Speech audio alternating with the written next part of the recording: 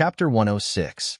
Mu Luyue had often invited Mu Qingwu to the heavenly fragrance tea house for tea these past few years, but the frequency wasn't high, so it didn't match the frequency of poisoning. However, most people who drank tea would buy tea from the tea house, so the tea leaves they bought would naturally be brewed every day. The focus was originally on the tea leaves, but hearing Mu Qingwu's words, Han Yunqi paid even more attention.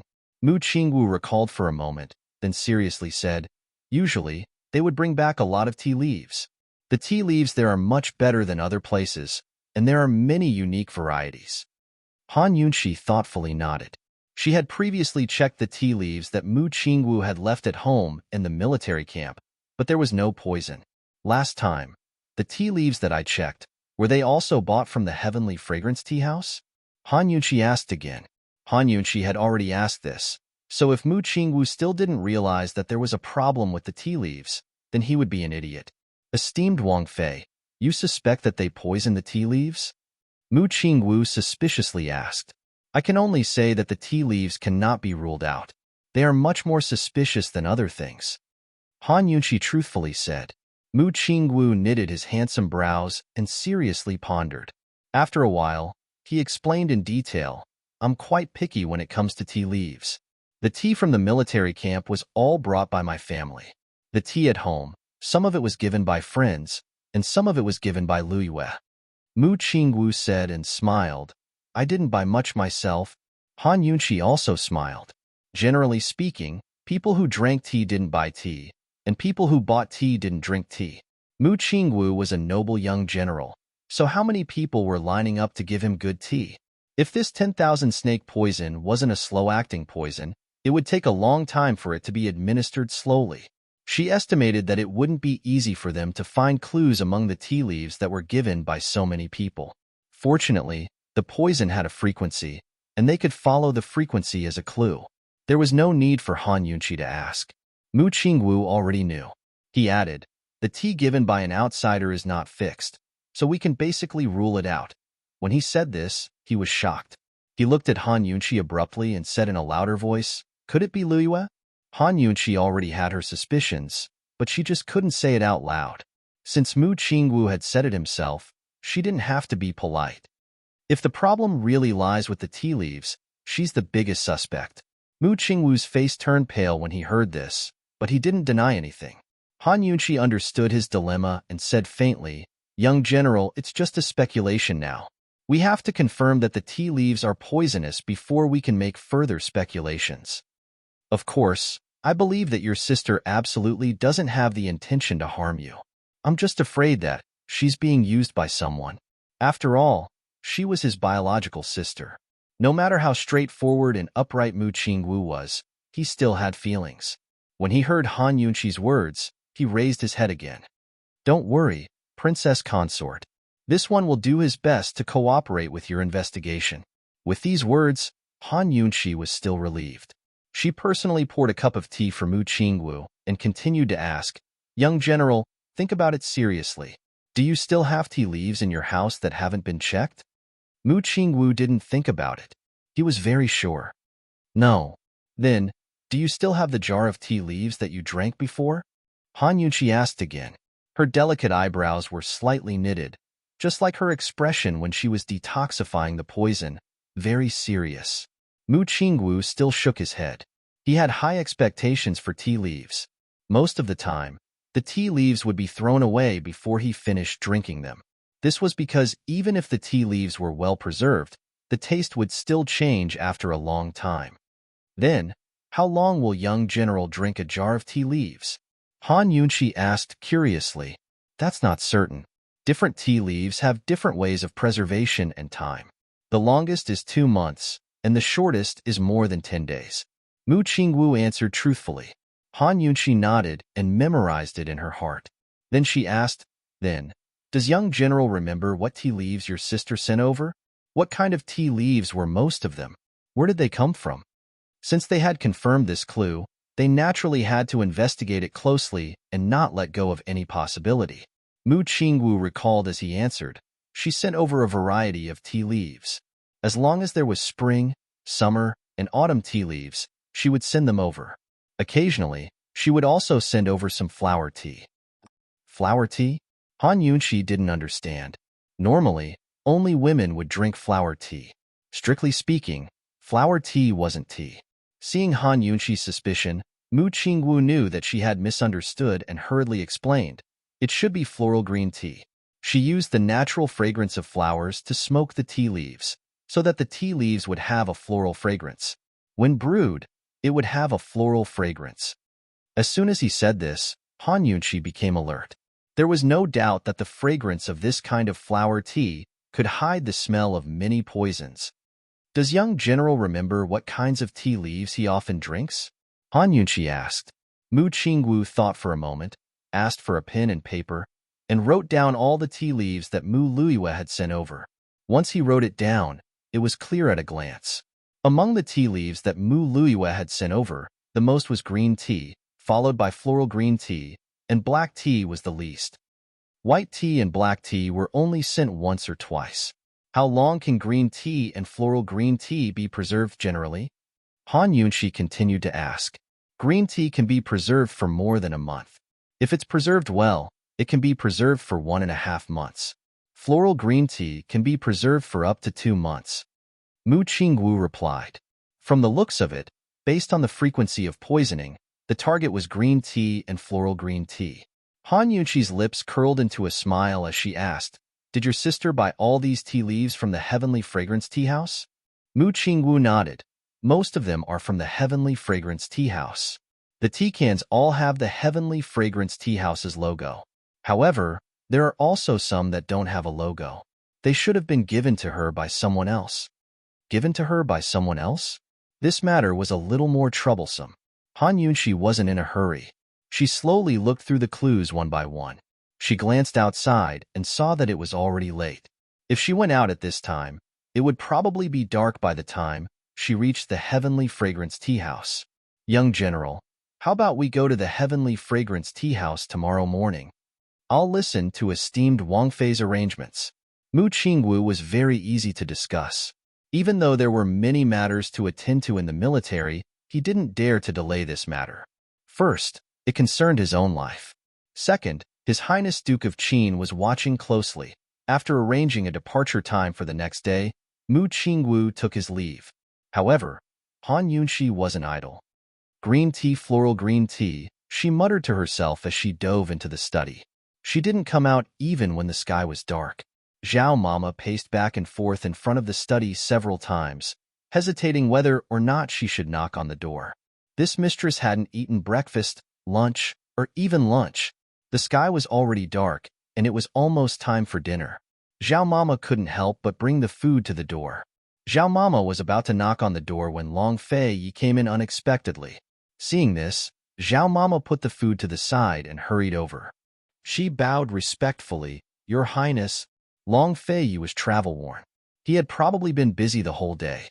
He swept a glance around the room and said in a cold voice, "Where is she?" Zhao Mama clearly knew who he was asking about, but she deliberately played dumb. "Is your Highness asking about esteemed Wang Fei?"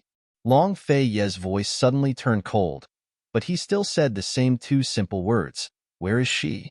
Zhao Mama didn't dare to play dumb and hurriedly replied, "Esteemed Wang Fei is in the study." Zhao Mama thought he would go over, and was about to talk about dinner when Long Fei casually threw a package to her. His tone was very unfriendly. "Give it to her. Tell her to look after it well. It's not something that should be thrown around." It was a small thing wrapped in a brocade cloth. Zhao Mama held it in her hand and secretly touched it. She didn't know what was inside. Of course, she didn't dare to ask too much. She replied, "Yes." Long Fei seemed to want to say something else, but he only pursed his lips and got up to leave without saying a word. "Your Highness, please wait." Zhao Mama called him back. Long Fei looked over and didn't even open his golden mouth. He really was a man who cherished his words like gold. Zhao Mama had long gotten used to it. Her eyes flashed with a secret smile as she said, "Your Highness, it's getting late. Why don't you have dinner here?" "No need." Long Fei refused without a second thought. Aside from necessary banquets, he didn't have the habit of eating with others. Even when it came to Grand Concubine he tactfully declined. But Zhao Mama only sighed softly and said helplessly, "Your Highness, esteemed Wang Fei's been in the study all day. She hasn't eaten any of the 3 meals a day. This old woman can't persuade her otherwise, but perhaps esteemed Wang Fei will listen to the Wang Ye's words." Long Fei Ye's deep eyes flashed with displeasure as he glanced at the study door. Zhao Mama had served His Highness for many years and knew his temper well. He had to have his own ideas, or else he'd have left long ago. Zhao Mama couldn't help but feel expectant, but Long Fei Yi stared for a while before saying cold, "It's her business that she doesn't eat. It has nothing to do with your lordship. There's no need to report this in the future." This, all right. Zhao Mama wasn't surprised, but a little disappointed. But Long Fei Yi had hardly finished speaking when there was a creak as the door to the study opened. Han Yunqi's face was expressionless as she openly walked out. Since when had she been in the study all day? She'd been sleeping for most of the day, all right? Since when had she not eaten any of the 3 meals a day? She'd been so busy that she'd forgotten to eat, all right? She'd never mistreated herself. As soon as she felt hungry, she'd immediately go out to look for food. Who knew that just as she was about to open the door, she'd hear Zhao Mama's complaint. Then, she'd heard Long Fei Ye's heartless words. What a heartless bastard. Han Yunqi's sudden appearance surprised Zhao Mama and Long Fei Yi. Zhao Mama was extremely embarrassed, afraid that her words would be exposed. However, Han Yunqi wasn't that bored. Her foot still hurt, so she limped over and bowed. "Your Highness." Long Fei Yi squeezed out a word from the corner of his mouth. He didn't know why he was so uncomfortable. Han Yunqi stood up and turned to ask, "Zhao Mama, I'm hungry. Can you call for food?" As she spoke, she walked towards the side hall without even looking at Long Fei Yi. Long Fei Yi frowned again. Seeing this, Zhao Mama couldn't help but swallow her saliva. She didn't dare to say anything and could only lower her head and slip away from the side to deliver the food. Long Fei Yi was left hanging in the living room, with no one to serve him. Zhao Mama carried the fragrant food, but didn't dare to walk past him. She purposely took a detour to the side hall to deliver the food. Han Yunqi was starving. Once the food was served, she began to eat heartily. Who knew that she'd only eaten a few mouthfuls when something wrapped in brocade was thrown in from outside and landed in front of her. She turned back and saw Long Fei's icy face as he walked in. Chapter 107. Long Fei Yi lifted his robes and sat down in front of Han Yunqi. "Cold," he said. "Zhao Mama, add another pair of chopsticks. This prince will be having dinner here tonight." Hearing that His Highness was staying for dinner, Zhao Mama was naturally delighted. She immediately added more chopsticks and bowls as she said with a smile, Your Highness, please wait a moment. This servant will go to the kitchens to add a few more dishes, as well as a jug of Your Highness's favorite grape wine." Unfortunately, neither Long Fei Yi nor Han Yunqi paid any attention to her. The two of them were currently staring at each other. When Zhao Mama saw that the atmosphere wasn't right, she immediately shut her mouth and resentfully slipped away. Han Yunqi looked at Long Fei Yi for a moment before her gaze moved down and landed on the small bundle on the table. She deliberately put down her chopsticks and asked unhappily, "Your Highness, it's not good for you to just throw this thing around, right? No matter what it was, even if he wanted to give it to her, he shouldn't throw it over like this. So rude. This is indeed not something that can be casually thrown around. It's best if you keep it well. Don't let this prince see it a second time." Long Fei Yi warned. When these words came out, Han Yunqi was puzzled. Could it be that this bundle contained her things? My things? She asked suspiciously. A trace of disdain appeared on Long Fei Yi's lips, but he didn't reply. Han Yunqi hurriedly took it and carefully opened it. Who knew that what greeted her eyes was actually her shoes and socks. One shoe and one sock, which were the ones she took off in Solitary Park last night. Last night, her feet had been bandaged with medicine and they were so swollen that she couldn't wear shoes and socks, so she could only go barefoot. She had completely forgotten about these things. Who knew that Long Fei Yi would actually bring them back for her? Although these things couldn't be casually thrown around, it wasn't enough for him to throw them over with a dark face. Although her heart was dissatisfied, Han Yunqi was still very polite. "Many thanks to Your Highness. Chunxia will remember." Unexpectedly, Long Fei asked coldly, "So, that night, you didn't wear shoes, went into the prison barefoot, and went to the Han family barefoot?" The ancients were conservative, and this man was simply an antique among the conservatives. Who cared whether she was barefoot or not? He was not her real husband, so he was too nosy. Han Yunshi answered honestly, "Yes." As soon as he said this, Long Fei suddenly frowned and narrowed his eyes dangerously. Han Yunshi didn't want to pay attention to him. However, being stared at by him, she felt a murderous aura around her. Good women don't fight with old men. She hurriedly explained, "Chinchia's feet are wrapped in thick gauze, so I can't wear shoes and socks." As she spoke, she was afraid that this fellow wouldn't believe her, so she hurriedly kicked him and lifted her skirt. "If you don't believe me, look." Long Fei tilted his head to look and saw that Han Yunshi's injured feet were wrapped in thick layers of white gauze from her ankle to her toes. Those who didn't know better would think that it was a plaster cast. Long Fei seemed to be very satisfied with this. He retracted his gaze and didn't pursue the matter. He coughed lightly and asked mildly, "You applied medicine last night. Is it still not better?" "Ha." Han Yunshi sneered inwardly. This fellow was satisfied and knew how to care for others? He was satisfied, but she was still unhappy. Han Yunshi raised her head and narrowed her eyes into a smile, her expression completely harmless. Long Fei was stunned. What was this woman smiling about? Unexpectedly, Han Yunshi's expression immediately changed.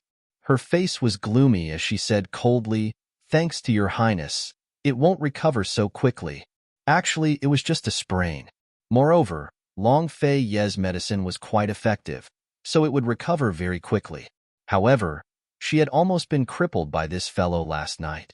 The strength of his hands when applying medicine was enough to ruin her feet." Han Yunshi changed her expression as quickly as flipping a book. Long Fei didn't expect this and was silent. Han Yunshi smiled again. "Thank you for your highness' concern." Long Fei looked at her and became even more silent. His deep gaze deepened. Han Yunshi hated the feeling of being inferior in front of this fellow the most. Even though she was a little timid, she still met his gaze openly. At this moment, Long Fei suddenly stood up. He was leaving? Han Yunshi immediately lowered her eyes and ignored the disappointment in her heart.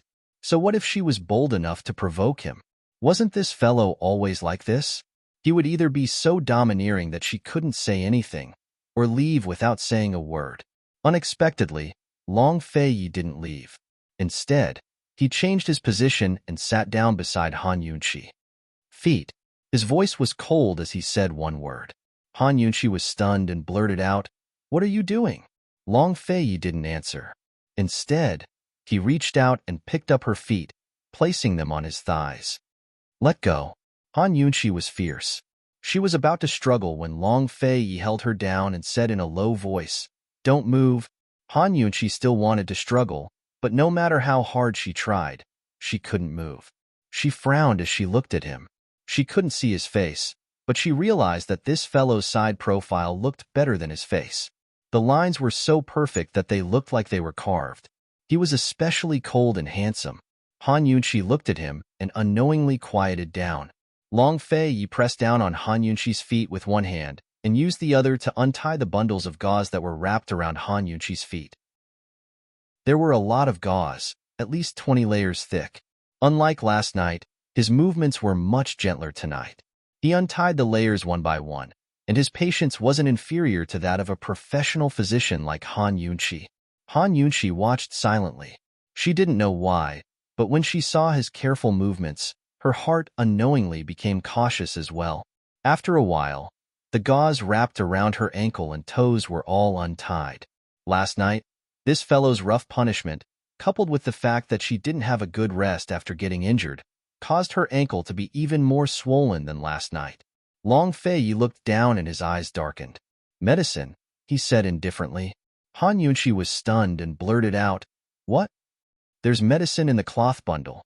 He didn't look up, and his gaze was fixed on her ankle. Han Yunshi then understood.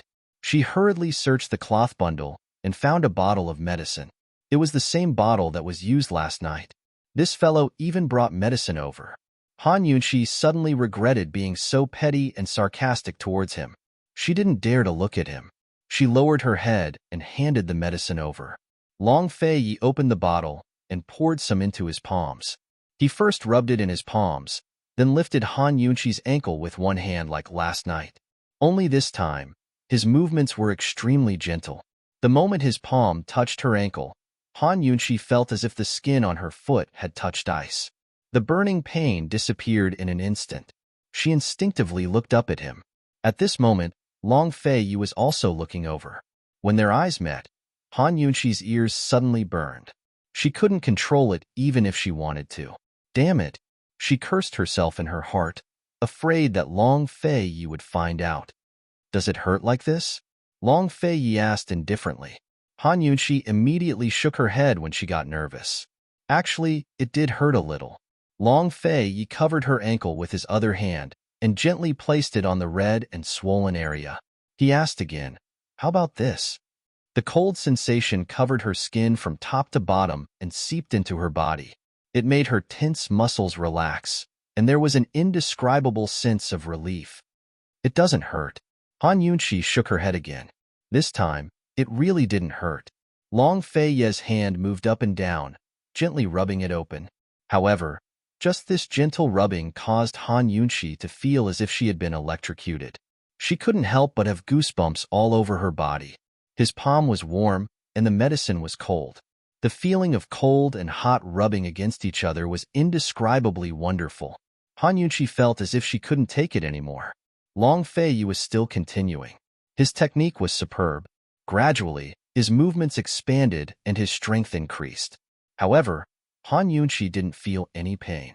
She only felt her foot relax. This was simply a kind of enjoyment. She slowly closed her eyes and couldn't help but exclaim inwardly, "So comfortable." Who would have thought that at this moment, a loud bang could be heard from the door? Long Fei and Han Yunxi both turned to see Zhao Mama standing awkwardly at the door. Her feet were scattered all over the floor. Zhao Mama was frightened. She had served His Highness Duke of Qin for so long, but she had never seen him personally apply medicine for anyone. Moreover, it was a woman. Moreover, he was massaging her. Seeing Zhao Mama's astonished expression, Han Yunxi lowered her head and also felt awkward. She felt as if she and Long Fei had done something shameful. However, Long Fei acted as if nothing had happened. Coldly, he said, "Zhao Mama, go get some gauze." Zhao Mama was stunned for a moment and didn't move. "You're still not going?" Long Fei asked in displeasure. Only then did Zhao Mama regain her senses. She hurriedly said, "Yes, yes, this servant will go right away." "Are you feeling better now?" Long Fei asked mildly. There was no coldness in his deep eyes, but there was also no concern. It was as if he was asking an unimportant question. Han Yunxi looked into his eyes and suddenly realized that she didn't understand this man at all. "I'm feeling better," she answered truthfully. Taking the gauze from Zhao Mama, Long Fei nimbly bandaged her wound. Only then did Han Yunxi realize that he was very experienced in bandaging her wound. It seemed that he often did this. Did he often bandage her wound? Or did he often help others? Han Yunxi was still in a daze when Long Fei finished bandaging her wound. There were only 2 thin layers of gauze. "This won't hinder you from wearing shoes and socks," he said expressionlessly. He was actually still thinking about this. Han Yunxi couldn't help but burst out in laughter. Long Fei immediately frowned and said coldly, "Is there a problem?" "No, it's quite good." Han Yunxi didn't dare to tell the truth. She was thinking that whoever really married this conservative man in the future and became his true wife would be under his strict control. Who knows, he might even shelter his mistress and raise her in his boudoir, not showing her face to anyone. Long Fei didn't ask any more questions. He put her foot down and threw the ointment to her. He said mildly, "It's not a big problem. You can change it again tomorrow. Don't touch water and walk less." "Okay." Han Yunxi nodded. The famous doctor of a generation instantly turned into an obedient patient. Long Fei got up. He didn't have any intention of staying for dinner and turned to leave. "How's your Highness' investigation of the Han family's matter going?" Han Yunxi asked anxiously. "Not yet. Long Fei replied without stopping his steps. Han Yunqi didn't look back and didn't ask any more questions. She lowered her eyes and listened to his footsteps in silence. Suddenly, Long Fei opened his mouth. "Is there any progress on the tea leaves?" Han Yunqi immediately looked back and saw him standing at the door, looking in her direction. "There's a bit of progress. Tomorrow, I'll be going to the Heavenly Fragrance Tea House with the young general," she quickly replied. Long Fei nodded and didn't ask any more questions.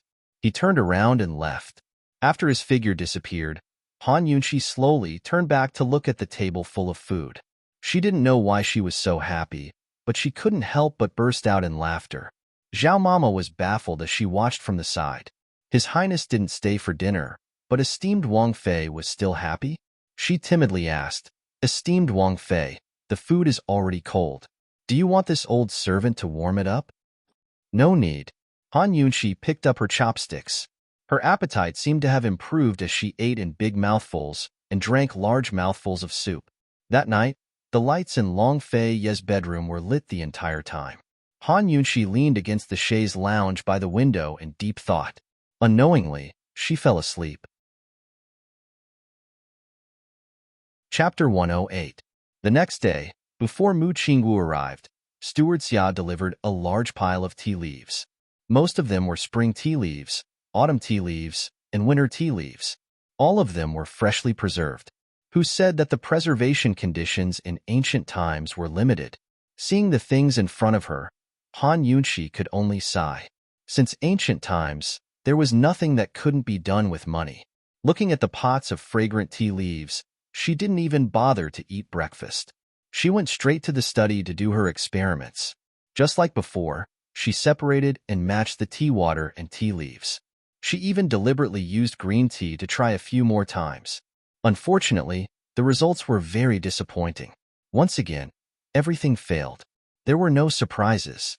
According to the method of roasting, she classified the tea leaves into spring, autumn, and winter according to the harvest season. Unfortunately, she didn't succeed. Han Yunqi walked out of the study with her head lowered. She was somewhat disheartened. Did she suspect the wrong person?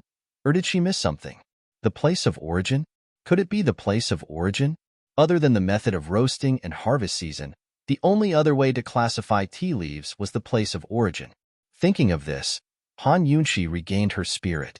Perhaps she would be able to gain something from the celestial fragrance tea shop today. "Esteemed Wang Fei, it's time to eat," Zhao Mama reminded her. Han Yunqi recovered her senses. Just as she sat down, Zhao Mama said, "His Highness woke up early and is making tea in the courtyard." Han Yunqi's chopsticks paused for a moment. It was only for a moment, but she didn't react. Zhao Mama looked down at her for a long time, then casually said, "His Highness likes the red south peak from the celestial fragrance tea shop the most." Han Yunqi was still silent. She minded her own business and ate as if she didn't hear anything. After eating, seeing that Zhao Mama wasn't around, Han Yunqi walked out of the courtyard. Her gaze unconsciously drifted to the large garden. Unfortunately, she didn't even see a shadow. Unexpectedly, Zhao Mama suddenly appeared behind her and chuckled. "Esteemed Wang Fei." Han Yunqi jumped in fright. She felt guilty as if she was a thief. She turned around and said fiercely, "What are you doing?" Zhao Mama felt wronged and said timidly, "The attendant outside reported that the young general is waiting for you at the back door." Han Yunqi's anger finally subsided. She hurriedly left as if she was running away. Mu Qingwu saw Han Yunqi limping out and realized that her leg was injured. "Esteemed Wang Fei, what's wrong with your leg?" Actually, Han Yunqi could already walk normally, but she didn't dare use too much strength for fear of repercussions. That was why she was limping. She jumped into the carriage. "It's nothing."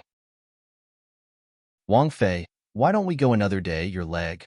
Although it's moo, of the Wang Fei, Wang Fei, of course, and I." Han Yunqi reminded her with a smile. Including today, there were only 12 days left in her bet with Mu Luyue. Mu Qingwu didn't know how to answer and could only get into the carriage. However, he didn't dare to sit in the same carriage as esteemed Wang Fei. Instead, he sat beside the coachman. Han Yunqi wanted to let him sit in the carriage, but she remembered Long Fei Ye's warning yesterday. She hesitated for a moment and gave up. Long Fei was a bit of an old-fashioned antique, but in this world, no matter if one was a young girl or a married woman, as long as one was a woman, they had to restrain themselves. If they didn't, they'd be caught red-handed and get themselves into more trouble. When they arrived at the Heavenly Fragrance tea shop, it was still early. There weren't many guests in the tea garden. The Heavenly Fragrance tea shop was surrounded by 3 tea mountains. In front of it was a stream. The environment was beautiful and quiet. The tea garden occupied a large area. There were more than 30 courtyards of various sizes. Moreover, in the southwest corner, there was a hot spring villa under the Heavenly Fragrance tea garden's name. Not to mention the manpower and resources used to build this tea garden. Just the land on the outskirts of the capital was priceless.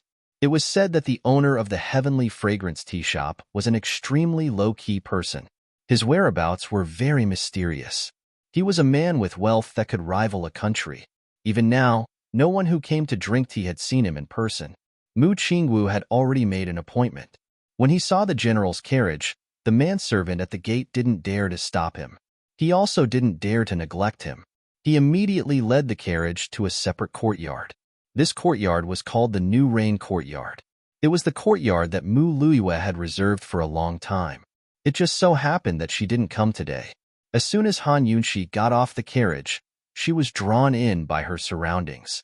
This independent courtyard was very private, surrounded by high walls and a garden full of blooming flowers.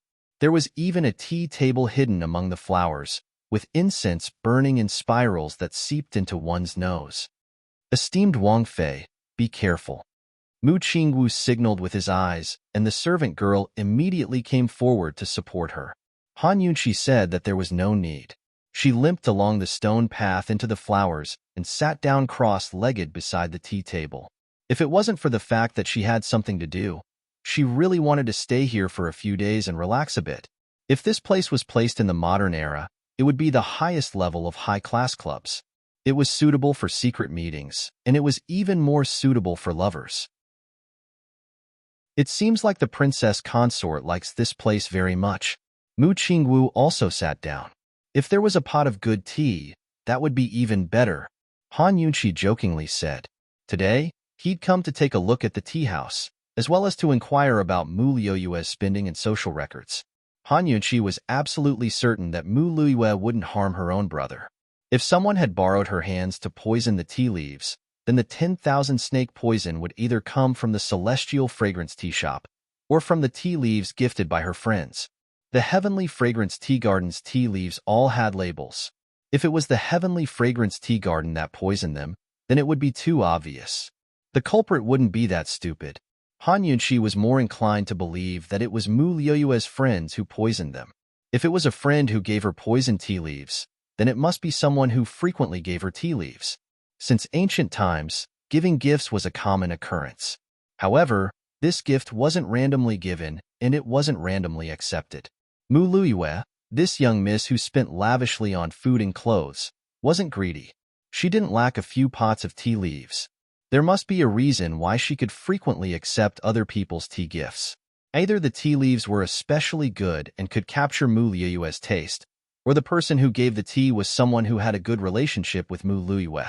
Mu Luiyue didn't come to the Heavenly Fragrance tea garden just to buy tea, but also to meet friends to drink tea. Han Yunqi naturally had to investigate the Heavenly Fragrance tea garden first. Mu Qingwu ordered green tea. The tea servant's tea skills were very professional. Washing, taking, steeping, carrying, drinking, pouring, and cleaning were all very particular. Han Yunqi tasted a few cups before asking, "Are these tea leaves from the tea garden?" Replying to the Princess Consort, the tea leaves provided by the tea garden all come from the 3 tea mountains in the back. They are all roasted by the tea garden. However, customers can also bring their own tea here. The tea servant answered truthfully. Han Yunqi thoughtfully nodded and asked, "Does young Miss Mu often bring her own tea here?" When these words came out, the tea servant didn't immediately answer. Instead, she looked embarrassed. The tea servant in each independent courtyard of the Heavenly Fragrance tea garden was fixed.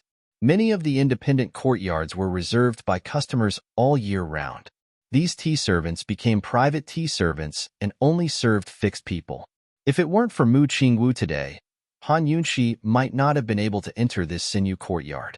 The tea servants served the customers and saw and heard the most things.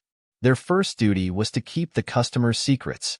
If esteemed Wang Fei asks you a question, just answer it. I've already informed your deacon, Mu Qingwu said indifferently. In fact, if he wanted to investigate Mu Luiyue, he only needed to ask her. However, Mu Qingwu knew his sister's temperament the best. It was fine if he didn't ask. Once he asked, not only would she not answer truthfully, but she would also fabricate many lies to interfere with the investigation.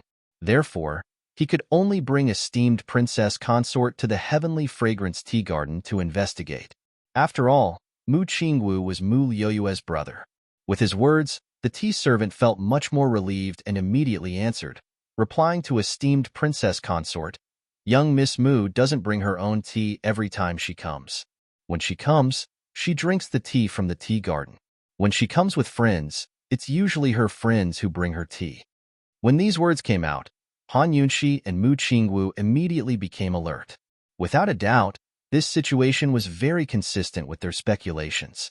Who does young Miss drink tea with? Mu Qingwu quickly asked. The tea servant thought for a moment and answered, "There are several people who come often. Princess Chongping, the third miss of the Prime Minister's family, the eldest miss of the military secretary's family, the seventh miss of the Lin family, the second miss of the Han family." The tea servant said a bunch of names. Even Mu Qingwu was surprised. He didn't expect his sister to have so many friends. At the end of her speech, the servant girl added, "Eldest young miss came here with the Han family's second young Mississippi." Which Han family? Han Yunxi couldn't help but ask. Although the only Han family in the capital that had connections with Mu Luiyue was her maternal family, she still wanted to confirm. "It's the medical family, the Han family, esteemed Princess Consort's maternal family," the tea servant replied in a low voice. "The second miss of the Han family, Madame Li's daughter, Han Ruoxue?" A trace of hesitation flashed across Han Yunxi's eyes. Although she was now even more certain that Madame Li was the culprit, she was still very calm.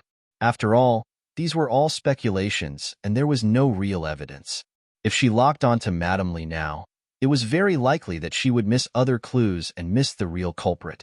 Han Yunxi had never investigated a case before, but she thought that investigating a case and making a diagnosis should be based on the same principle. One couldn't make subjective guesses. There were too many similar symptoms, so they had to be eliminated one by one until there was a clear diagnosis to support the diagnosis. Otherwise, in the end, it would only be treating the wrong illness and harming the patient. Han Yunxi didn't continue speaking.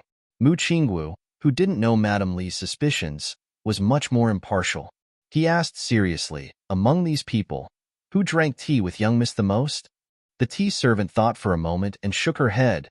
This servant didn't calculate seriously. The few young misses all came often, so this servant didn't have any special impression. Who delivered tea most often? Mu Qingwu asked again. This time, the tea servant didn't even think and answered without hesitation. The second miss of the Han family. Hearing this, Han Yunxi's heart suddenly skipped a beat. She suddenly had a very bad feeling. Mu Qingwu didn't immediately continue asking. He looked at Han Yunxi, and his gaze gradually became complicated. The second miss of the Han family was from esteemed Princess Consort's maternal family. She was esteemed Princess Consort's half-sister. If Han Ruoxue was the culprit, then the Han family was facing a disaster. Think carefully. Is there anyone else? Mu Qingwu asked seriously. The young misses of the Prime Minister's manor and the Minister of War's family often sent tea to young miss, but not as often as the second miss of the Han family.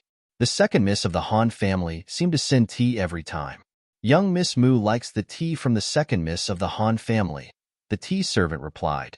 She thought for a moment and said, "In the past 2 to 3 years, the second miss of the Han family must have sent tea the most. Especially last year, she would send tea every 1 or 2 months. When this was said, even Mu Qingwu fell silent and didn't continue asking. Without a doubt, Han Ruoxue was the most suspicious. Chapter 109. Seeing that Mu Qingwu and Han Yunxi were both silent, the tea servant had long sensed that something was wrong. However, the tea house would keep records of the consumption of these things that the young general asked, so she didn't dare to lie. Not long ago, second Miss Han had left a jar of high-quality spring tea here.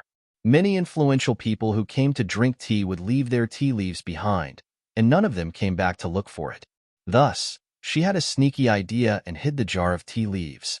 Who knew that the next day, someone from the Han family came to look for it? She couldn't take it out again, so she could only lie and say that she didn't see it. The tea that second Miss Han had sent was of the highest quality, and many of them were even better than those in the tea house. If they could be resold in the tea market, they would definitely be able to fetch a good price. The tea servant had planned to find a time to secretly take it out and sell it, but who knew that something like this would happen today? She was scared witless and didn't dare to sell the tea leaves. She only hoped that they wouldn't find out that she was the culprit. If the steward of the tea house found out that she had stolen a guest's tea, only death would await her. Seeing that Mu Qingwu was also silent, Han Yunxi sighed softly in her heart and said lightly, "Young general, if you can make me feel at ease, then I can also make you feel at ease. Don't worry." The tea servant didn't understand these words, but Mu Qingwu did. When investigating Mu Luiyue, he had promised that he wouldn't be biased. Now, the Han family was the biggest suspect, and esteemed Wang Fei was giving the same promise. He didn't expect that esteemed Wang Fei, who was just a woman, would have such awe-inspiring righteousness. Mu Qingwu cupped his hands in salute, his face full of respect and trust. It was this trust that made Han Yunxi feel even more pressure. At the same time, it made her even more determined. No matter who the culprit was, as long as it was the real culprit, she would definitely find out. Were the tea leaves that second Miss Han brewed here before? She finally opened her mouth.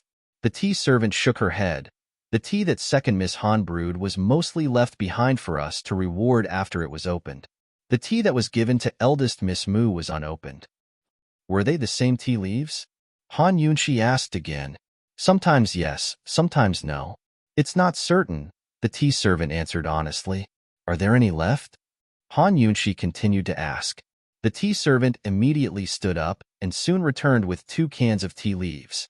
This was left behind by second young Miss Han recently. Han Yunxi inspected the tea leaves and didn't find any traces of poison. Everything was normal. Mu Qingwu hesitated for a moment, then personally brewed the tea leaves and drank it. As soon as he smelled the fragrance of the tea, his face became intoxicated. What's wrong? Han Yunxi asked curiously. The reason why Mu Luiyue kept receiving tea leaves from Han Ruoxue was because the tea leaves weren't ordinary. This tea is the first batch of spring tea in southern wilderness. It's a top-grade green tea. Mu Qingwu was very certain. If the same tea tree was planted in different places, the tea leaves would definitely be different. The climate, soil, and water source for irrigation would determine the difference in the trace elements in the tea leaves, which would lead to the different taste of the tea. Most people wouldn't be able to taste it, but an experienced tea addict could tell with a single sniff. This really is the first batch of spring tea from southern wilderness.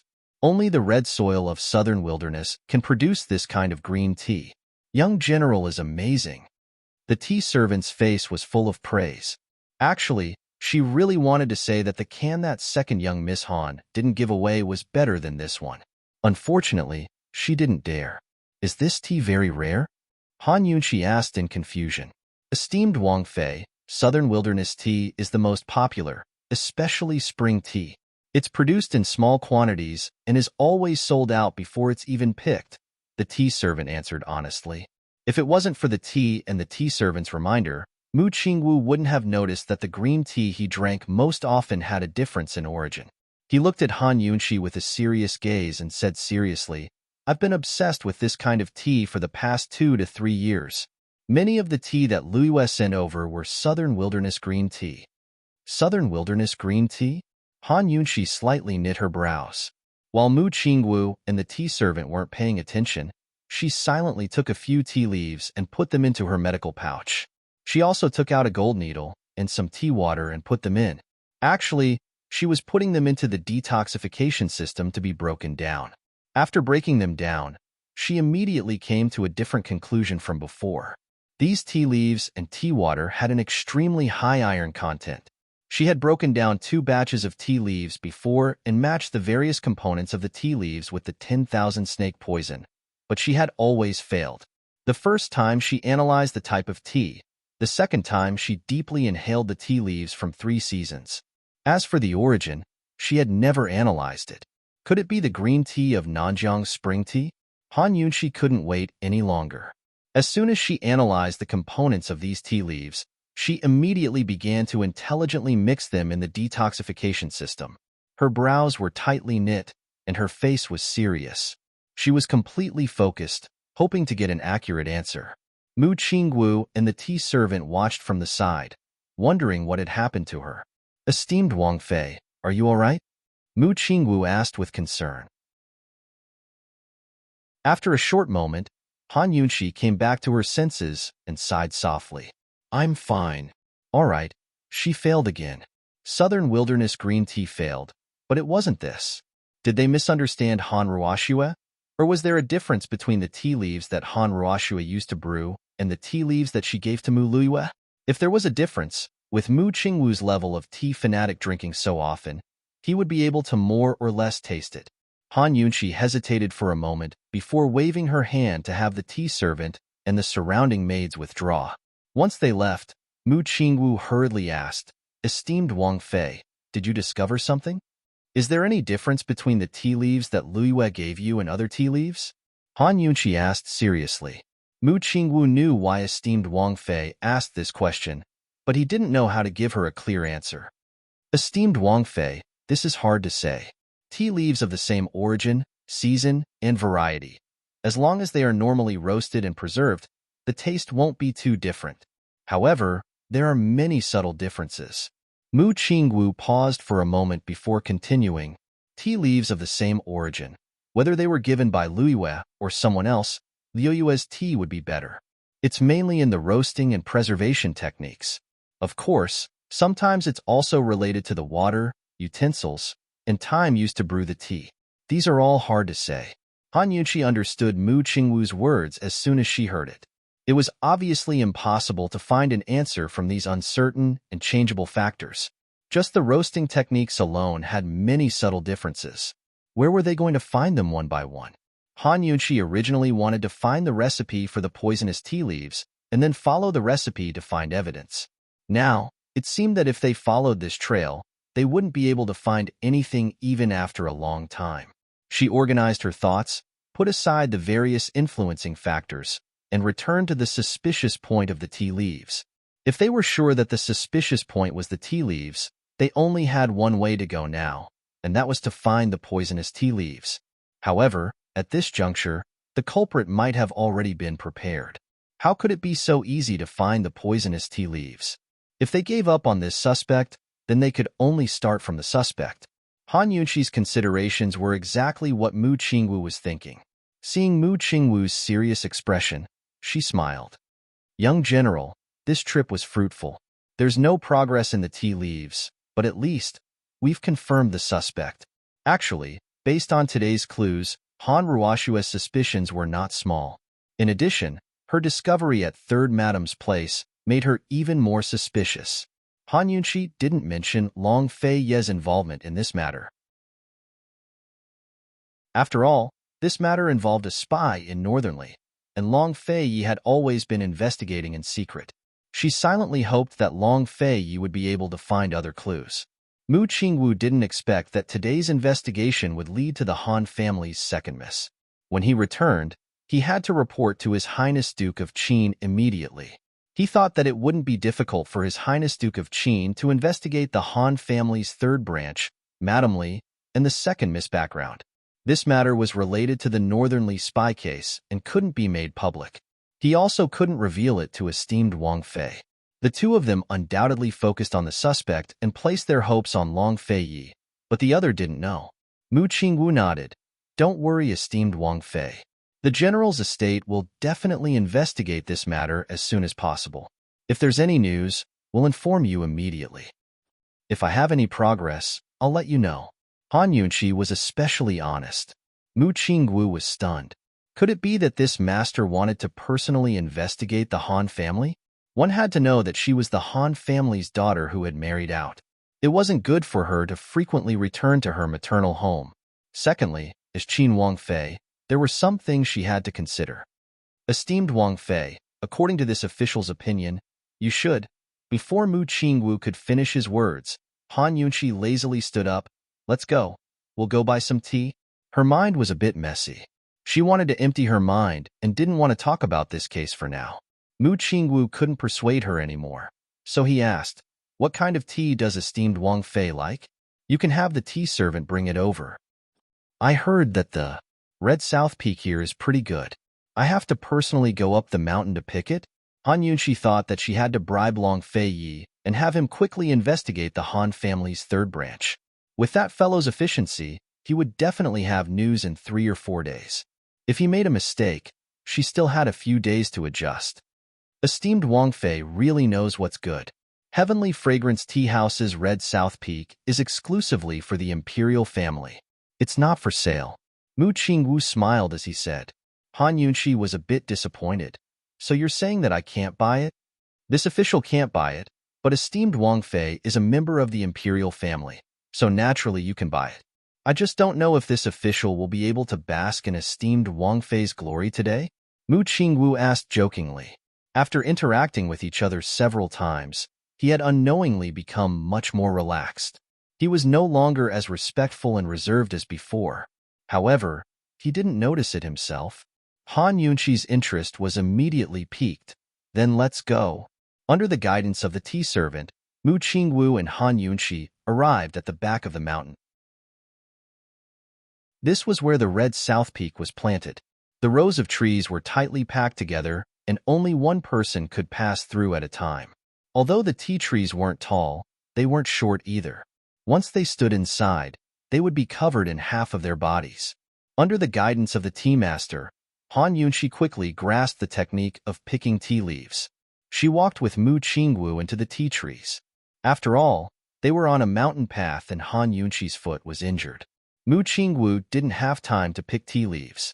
He kept protecting Han Yunqi by her side, afraid that she would fall or sprain her ankle. Seeing that many of the tea leaves had insect bites, Han Yunqi said to herself, there are a lot of pests. They must not have sprayed pesticides, right? In the modern era, it was normal for tea leaves to be sprayed with pesticides. There were even many unscrupulous tea farmers who used excessive amounts of pesticides or pesticides that were banned by the country to ensure their harvest. Pesticides? Mu Qingwu didn't understand. Who would have thought that Han Yunqi would suddenly turn around and cry out in shock, poison? What if 10,000 snake poison was placed on the tea trees? Chapter 110. If the pesticide was added to the tea would definitely change color and taste. Even if it was just a little bit, it would still have a pungent smell. However, if the pesticide was sprayed on the tea trees, the tea leaves would be roasted and then steeped in tea, and the pesticide smell would disappear. If the pesticide was not so small that it could be ignored, then whether it was the tea leaves or the tea water, the pesticide residue could still be detected. Drinking tea leaves with pesticide residue for a long time would definitely have a certain effect on the human body. Then, what if the pesticide was replaced with poison, or the 10,000 snake poison? Wouldn't it be the same? The tea leaves contained 10,000 snake poison, but after being steeped, there was no smell at all. It wouldn't change color or taste. Only a professional and precise test could detect it. Thinking of this, Han Yunqi's heart was shocked. Her eyes widened. It must be like this. Mu Qingwu was confused. Princess Consort, what are you talking about? Han Yunqi was about to explain, but who would have thought that a sharp sound would suddenly come from behind? Princess Consort, be careful. Mu Qingwu cried out in alarm. He suddenly pushed Han Yunqi towards the tea trees and then turned around to protect her. With his rich experience on the battlefield, he could immediately tell that this was the sound of an arrow coming from behind. There was an assassin. When Mu Qingwu turned around to block Han Yunqi, he also pulled out his sword and fiercely swung it at the arrow coming at him. His series of movements were clean and very beautiful. The arrow fell, but he couldn't see where the assassin was. In front of him was an empty space. Other than the tea trees, there were more tea trees. The entire hillside was silent. Mu Qingwu didn't hesitate. He was alert to the movements around him as he shouted, "Someone, quickly call the guards. There's an assassin." The two tea masters on the side were so scared that they immediately turned around and ran. The guards of the tea garden hadn't arrived yet, but suddenly another arrow came from the right. Mu Qingwu waved his sword and easily knocked it down. The princess consort was behind him, so he didn't dare to carelessly chase. Moreover, the terrain they were in wasn't good for retreating. Mu Qingwu could only stay in place and wait for reinforcements to arrive. Fortunately, judging from the speed of the arrows, there was only one assassin. Han Yunxi lay on the tea tree and did not dare to move. She admitted that she was very timid. She did not know any martial arts. If she was not careful, she would lose her life. "Esteemed Wang Fei, the reinforcements will be here soon. I'll have to trouble you," Mu Qingwu said in a low voice. I'm fine. Be careful." Han Yunxi felt terrible. She bent over at a 90-degree angle, and her whole stomach was pressed against the tea tree. She really wanted to vomit. Whoosh! Another sharp sword came from the left. Mu Qingwu continued to hit him fiercely and coldly said, "Who are you? Sneaking around. What kind of hero are you?" Han Yunxi was speechless. The other party was an assassin. How could he be a hero? It was obvious that his abilities were limited. Since his sneak attack failed, he could only continue with his sneak attack. Otherwise, wouldn't they take advantage of the fact that reinforcements hadn't arrived to end the battle quickly? Han Yunxi had never encountered an assassin before, so she had never encountered any kind of fighting. With this conjecture, she felt much more at ease. But who knew that Mu Qingwu would suddenly be shocked? He said in a low voice, "Esteemed Wang Fei, there are many people coming. Did we offend them?" "What?" Before Han Yunxi could understand, Mu Qingwu turned around and pulled her into his arms. Then, he soared into the air. Almost at the same time, countless arrows flew from all directions. Whoosh, whoosh, whoosh. The sound of the arrows breaking through the air was incessant. Mu Qingwu held Han Yunxi tightly in his arms with one hand and held his sword with the other. He swung his sword to knock down the arrows while constantly turning around to dodge. Han Yunxi buried her head in his arms and fiercely dodged up and down, spinning around. She was dizzy and could not see what was happening, but she could clearly hear the sound of arrows and swords colliding. Clang, clang, clang. Rapid, loud, and abnormally fierce. There were actually so many people lying in ambush. Were they here for Mu Qingwu or for her? Mu Qingwu was completely focused on blocking the arrows. The assassins still did not show themselves and were hiding in the tea trees. They were using very easy-to-shoot arrows. The reason why they did not shoot 10,000 arrows at once was because they were worried that they would expose themselves too early and would not be able to hurt him. They wanted to let him be careless and then use all their firepower. It was obvious that these assassins knew him very well. Could they be the assassins who tried to assassinate him in the imperial capital last time? At this time, Mu Qingwu did not care so much. His first task was to protect esteemed Wang Fei and not let her come to any harm. Otherwise, he would not be able to explain himself to the Duke of Qin's manor. The arrows were increasing in number. Mu Qingwu did not have a chance to escape. He could not even find a chance to take the initiative to attack. He could only block them. The only thing he was thankful for was that this was the tea garden and reinforcements would arrive soon. If they were attacked in the wilderness, he would not be able to hold on for long with the enemy's strength. Quick! They're all hiding in the tea trees. Split up and search. Soon, a sharp order was heard.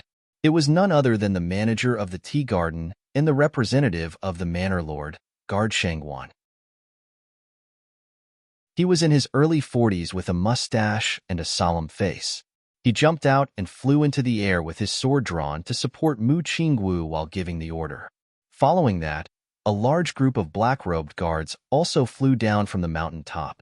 Each of them was agile and strong as they held their swords and rushed into the dense tea trees.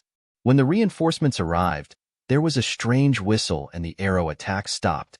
The black-robed masked assassins stood up from the tea trees and retreated in all directions. Guard Shangwan immediately chased after them and threw out his long sword, which actually pierced into the back of an assassin.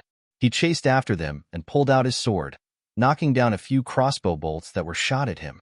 He immediately flew forward and pressed his long sword against the assassin's neck. "Don't move or you'll die," Guard Shangwan said coldly.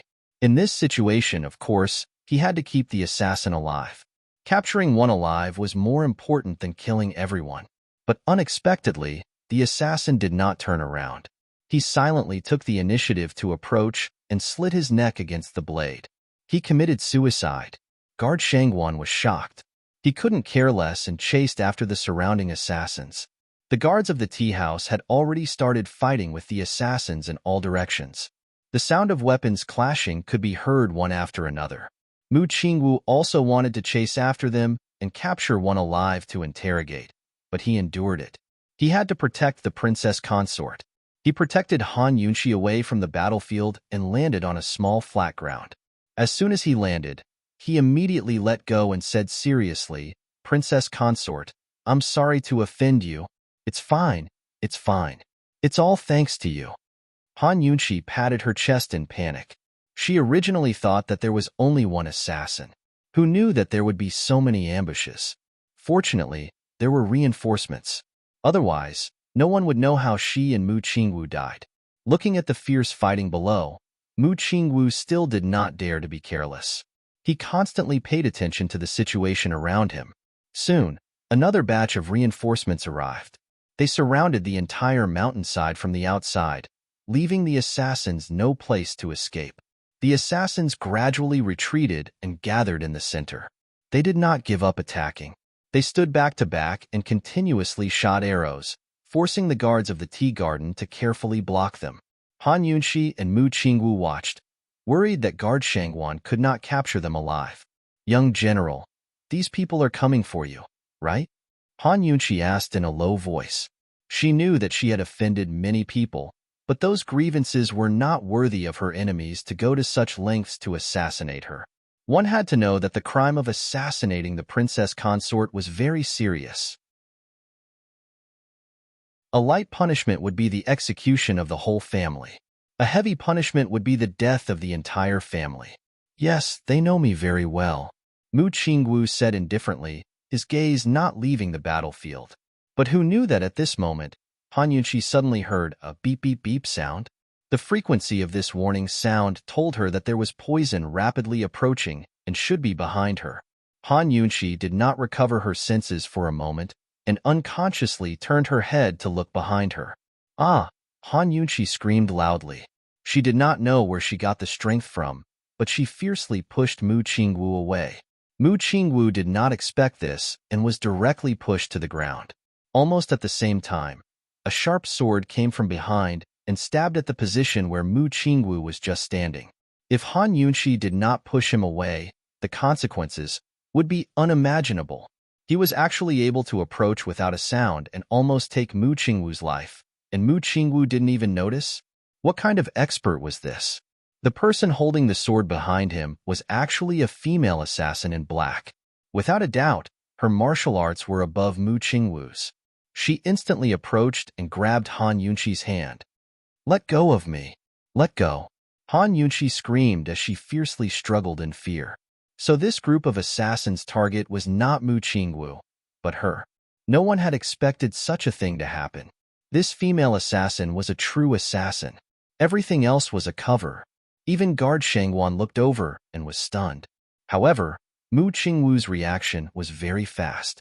He quickly grabbed his sword and jumped up, but who would have thought that the female assassin would grab Han Yunxi's hand while suddenly turning around and stabbing her sword at Mu Qingwu? All of this happened too fast. Mu Qingwu did not have a choice. He would rather take the sword and protect the princess consort. He did not dodge and used his shoulder to meet the female assassin's sword. At the same time, his sword stabbed at the female assassin's heart. Who would have thought that at this moment, Han Yunxi would cry out in alarm, "Be careful of the poison on her sword. You will die." Mu Qingwu was distracted. At this moment of life and death, when the two swords were about to hit each other, the female assassin's sword turned and fiercely knocked away Mu Qingwu's sword. At the same time, she pulled Han Yunqi into her embrace and turned to run. Princess Consort. Mu Qingwu was scared out of his wits and sprang to his feet in an instant. Guard Shangguan had already flown past him and chased after him. Mu Qingwu did not delay and chased after her. But unexpectedly, the female assassin's speed was very fast. Whether it was Mu Qingwu or Guard Shangguan, they could not catch up. From afar, they saw that they were about to leave the heavenly fragrance tea house. The two of them used all their strength to chase after her, but they could not catch up. They could only watch as that figure disappeared into the mountains and disappeared. "It's over," Guard Shangguan panted as he lay paralyzed on the ground, his face pale. Qin Wangfei was kidnapped in the heavenly fragrance tea house. How could he bear this? Mu Qingwu's face was even paler than Guard Shangguan's. Only then did he realize that this group of assassins was after the Princess Consort. The two of them looked at each other in dismay, but they did not see a red figure sweep past them and disappear into the mountains. Very quickly, the two of them thought of the group of assassins left on the mountainside of Nanshan. Unfortunately, when they arrived, all they saw were corpses. All the assassins in black had killed themselves. Useless things. Guard Shangguan angrily sent a guard flying with a kick. Mu Qingwu clenched his fists until they made cracking sounds. He coldly said, "Search the mountains." Guard Shangguan, "Immediately search the mountains for me. Also, send someone to report to the Duke of Qin's manor." After he finished speaking, he did not have time to catch his breath and immediately rushed into the mountains. Guard Shangguan did not dare to delay and immediately arranged everything. He himself immediately flew towards the peak of Shishan Mountain. With such a big thing happening, he had to report it to the manor head.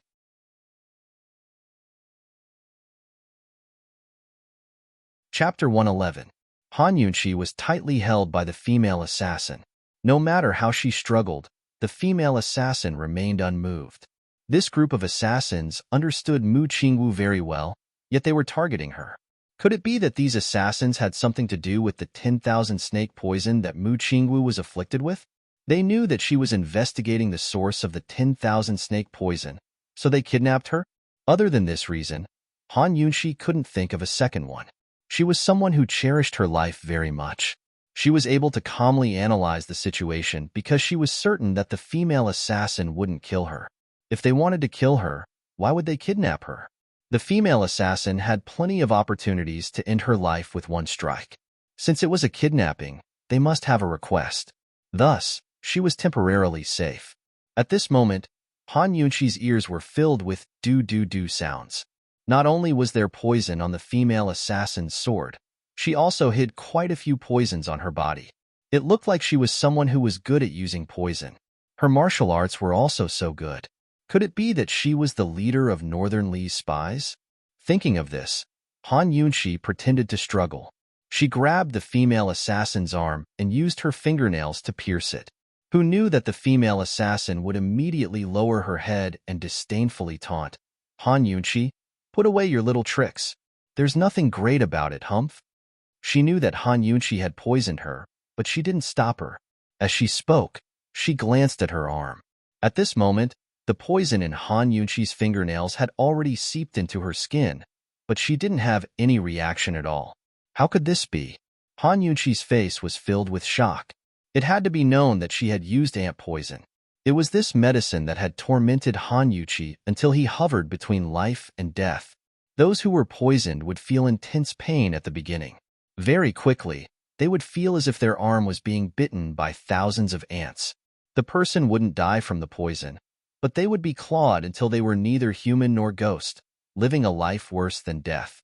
However, not only did this female assassin not feel any pain, her arm was still so strong, holding her tightly. That was impossible. One had to know that in ancient times, ant poison could not be extracted. One would only be poisoned if they were bitten by poisonous ants. The ant poison she used was carried in the detoxification system. It was the poison essence extracted from the poisonous ants. Therefore, there was a certain difference between being bitten by a poisonous ant and being bitten by a poisonous ant, and the antidote was also different. In other words, Han Yunqi was the only one who had the antidote for the ant poison. It was impossible for this female assassin to have the antidote. Without the antidote, she actually had no reaction at all? That's strange. Han Yunqi didn't believe it. She clenched her teeth and dug her nails deeper, making the ant poison penetrate faster. But who would have thought that the female assassin was still smiling disdainfully, as if it had nothing to do with her? She didn't even look at her as she borrowed strength from the tree and flew even faster. Could it be? Han Yunqi thought of something and almost blurted it out. Fortunately, she shut her mouth in time. However, her face was pale and very ugly. Immune. The reason why this person didn't have any reaction to the ant poison was most likely because she had immunity against poison.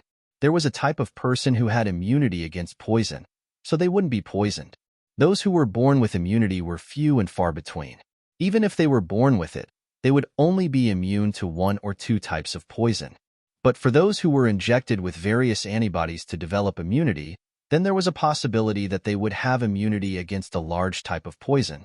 The same type of poison wouldn't be able to poison her. Injecting antibodies was a modern term. In ancient times, it was called poison nurturing. Modern injecting antibodies to poison were divided into level 1, level 2, and level 3. The higher the level, the higher the immunity and the stronger the poison that they could withstand. Of course, the higher the immunity, the more serious the damage to the body's normal functions. It could even be life-threatening. So no matter if it was research and development or clinical application, it was strictly controlled or even prohibited. Han Yunqi remembered that she had read in an ancient poison manual. In ancient times, poison nurturing was also divided into poison humans, poison corpses, and poison goo. Poison humans had a limited lifespan, at most 30 years. They had their own independent personality and were no different from a normal person. They had immunity against low-level poisons, such as those that only affected the skin, flesh, hair, and other non-fatal poisons. Poison corpses were actually similar to death soldiers. Their lifespan didn't exceed a year. They had immunity against middle-level poisons, such as those that affected the bones and blood. As for poison goo, what kind of existence was it? There were very few records in ancient books, and Han Yunqi didn't know much about it. She only knew that according to the records, even those high-level poisons that affected the internal organs couldn't do anything to poison goo. Han Yunqi had always felt that ancient poisons were plentiful, but the poison arts were far from modern times. The records in ancient poison manuals were most likely just a hypothesis and didn't have the conditions to realize it. Even if it really existed, it could only be an individual case. But who knew that she had underestimated the poison arts of ancient times? Today, she had easily encountered one. Based on the situation of this female assassin, she should be a poison person. The discovery of the 10,000 snake poison and the poison mosquito swarm had already caused Han Yunqi to feel apprehensive. Now that a poison person had appeared, what kind of poison expert was behind the northernly country's spies? Previously, Han Yunqi had suspected that this female assassin was the head of the spies. But now, it seemed that she was just a tool. There must be someone behind her. She had to admit that the opponent was mysterious and valiant. It had somewhat exceeded Han Yunqi's expectations. Of course, Han Yunqi wasn't someone who was easy to deal with. She carried with her a large arsenal of poisons. Was there any need to fear that there wouldn't be enough to deal with this female poison person assassin? She pretended to be discouraged and let go of the female assassin's hand. She coldly questioned, "Who exactly are you? Why did you kidnap me?" The female assassin seemed to be very disdainful of Han Yunqi and even seemed to be dissatisfied. She gave a disdainful snort and didn't answer. "You dare to kidnap me? His Highness Duke of Qin will definitely not let you off." Han Yunqi deliberately provoked while her small hand silently reached into her medical pouch. With a thought, she casually grabbed a handful of bone-eroding powder. Bone-eroding powder, as the name implied, was a poison specially used to corrode bones. Once it entered the bloodstream, it would immediately invade the marrow. Han Yunqi, do you really think you've become a phoenix? Really shameless, ah. The female assassin became even more disdainful. She landed on the edge of the cliff and grabbed Han Yunqi tightly, as if wanting to jump down. It's SOSO. You're about the same, Han Yunqi said very calmly, her gaze sweeping over the wound on the female assassin's arm that she had just scratched out with her fingernails. You dare to scold me? The female assassin was enraged. She glared coldly and turned her arm towards Han Yunqi. How about it? Han Yunqi coldly provoked. Then, with quick reflexes, the hand holding the bone-eroding powder immediately moved towards the female assassin's wound. But, unexpectedly, the female assassin's vigilance was very high. Almost without thinking, she immediately pushed Han Yunqi away. In a flash, she pulled out her sword and sliced off an entire piece of flesh from her arm. The entire process didn't take more than 10 seconds. So fast, so ruthless. Han Yunqi landed at the side and lost her balance. She fell a few steps and sat on the ground, almost falling off the cliff. As long as she held the female assassin's wound, the poison would definitely be administered. But she had never thought that the female assassin would actually slice off her flesh without hesitation. Wasn't this reaction too fast and too professional?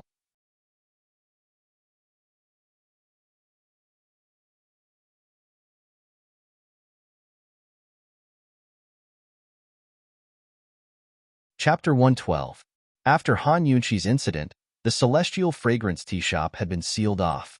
Outsiders couldn't enter, and the people inside couldn't leave. As soon as Long Fei Yi arrived, Mu Qingwu hurried to see him. Mu Qingwu had been searching since yesterday afternoon, but he couldn't find a single clue. He really didn't have the face to come back, but since His Highness Duke of Qin was here, he had to come back. As soon as he entered, Mu Qingwu immediately knelt. This subordinate didn't protect esteemed Wang Fei well. This subordinate deserves 10,000 deaths. If you're only here to ask for forgiveness, then this prince will sentence you to death right now. Long Fei Yi didn't hold back at all. What was the use of asking for forgiveness now? Mu Qingwu understood, but he still felt very apologetic. What exactly happened? Long Fei Yi asked coldly. General Mu and the Celestial Fragrance Tea Shop servants hadn't told him everything. Only the person involved, Mu Qingwu, knew what had happened. Mu Qingwu gave Long Fei Yi a detailed account of why they'd come to the Celestial Fragrance Tea Shop, including his suspicions about the Han family's second miss, Han Ruoxue. Since you've already investigated clearly, why did you still come to Nanshan? Long Fei Yi didn't understand. Esteemed Wang Fei said she wanted to pick some red Nanshan to bring back. This subordinate didn't expect this to happen. Mu Qingwu was filled with regret. If he'd known earlier, he would have come himself. Han Yunqi also liked red Nanshan? A complicated look flashed through Long Fei Yi's eyes. He asked, how long did it take you to get from Sinew Courtyard to Nanshan? There were many people lying in ambush at Nanshan. Someone must have known beforehand that Han Yunqi would be there. Long Fei Yi's question was undoubtedly because he suspected there were spies in the Celestial Fragrance Tea Shop. The mountain roads are difficult. Less than an hour, Mu Qingwu replied truthfully. Less than an hour was not a short period of time. It was enough for the assassin to set up an ambush. Most importantly, how did a large group of assassins enter the Heavenly Fragrance Tea House? It must be known that the Heavenly Fragrance Tea House was not an ordinary tea house. The people who came here were all influential people in the imperial capital. The security here had always been very tight. Right at this moment, Guard Shangwan rushed over. Guard Shangwan couldn't find the Manor Lord no matter how hard he tried. He tried to contact the Manor Lord, but to no avail. The Manor Lord had a courtyard on the west mountain of the Heavenly Fragrance Tea Shop. Most of the time, he stayed there. Although the Manor Lord didn't come often, he had been living in the tea house for the past month. The chateau master basically did not care about the affairs of the tea house. Guard Shangwan was a capable person, but now that such a big matter had happened, Guard Shangwan was helpless and could not bear the responsibility. His Highness Duke of Qin had already arrived, but there was still no news of the Manor Lord. Guard Shangwan could only brace himself and enter to meet him. As soon as he entered, he saw Long Fei sitting loftily in his seat, his face as cold as a demon. He felt the pressure of a mountain and quickly fell to his knees. This commoner Shangguan Ming greets your Highness Duke of Qin. Guard Shangguan. This prince remembers that you are not the manor lord. Long Fei Yi said that he liked the red South Peak from the Heavenly Fragrance Tea House. Guard Shangguan had offered it several times in the name of the manor lord. Reporting to your Highness Duke of Qin, this subordinate is also looking for the manor lord. The manor lord's whereabouts have always been uncertain. This subordinate has already used all means of contact to search for him, Guard Shangguan reported truthfully. You can't find the manor lord? Long Fei Yi raised his brows and asked in return. These words were too meaningful. Guard Shangguan was greatly alarmed and hurriedly expressed his position. Your Highness Duke of Qin, this commoner can fully represent the manor lord and fully cooperate with the investigation. All the guards of the tea house have entered the mountains to search. The tea maids, tea servants, 2 tea masters, and all the guards of the South Mountain have been imprisoned and are awaiting your Highness Duke of Qin's personal interrogation. Guard Shangguan was a smart person. He had long expected that His Highness Duke of Qin would suspect the Heavenly Fragrance Tea House. In fact, he had been unable to sleep for an entire night. After thinking about it for an entire night, he also suspected that a spy had infiltrated the tea house. Otherwise, such a large group of assassins wouldn't have been able to silently lay in ambush on the mountainside of the South Mountain. Long Fei Yi seemed satisfied with Guard Shangguan's answer. He stood up and said coldly, "Interrogate." The mountain had been sealed off. There was no way the assassins could escape this area. On one hand, Long Fei Yi was secretly searching the mountain. On the other hand, he was also waiting for the other party to state their conditions. Taking hostages meant that they had a request.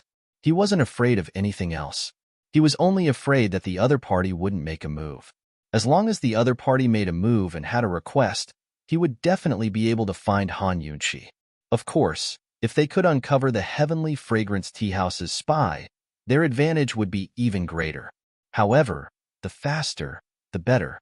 The longer they delayed, the more Han Yunqi would suffer. Hearing that Long Fei Yi wanted to interrogate, Guard Shangguan let out a sigh of relief. Not daring to delay, he hurriedly led the way. Your Highness Duke of Qin, apart from the tea masters and guards of the South Mountain, everyone else is being held separately. The 2 tea boys and 1 tea girl in Fresh Rain Courtyard don't know what happened on the South Mountain, Guard Shangguan whispered as he walked quickly. In fact, it wasn't just the tea boys and tea girls in Fresh Rain Courtyard who didn't know what happened on the South Mountain. Apart from the people on the South Mountain, everyone else in the Heavenly Fragrance Tea House also didn't know what had happened. Guard Shangguan had done a good job of keeping secrets. This trick of his was very useful for interrogation. Long Fei Yi made a soft sound of agreement. That handsome face that angered both men and gods was still very, very cold. His facial features seemed to be frozen, making people wonder if this guy had any expression at all. Guard Shangguan stole a few glances at Long Fei Yi. After waiting for a long time and seeing that he didn't speak, he timidly asked, "Your Highness Duke of Qin, who do you want to interrogate first?" "The people from Fresh Rain Courtyard." Long Fei Yi didn't think and directly answered.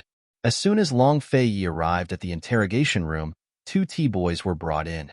They were both boys in their early teens and were crying all the way in.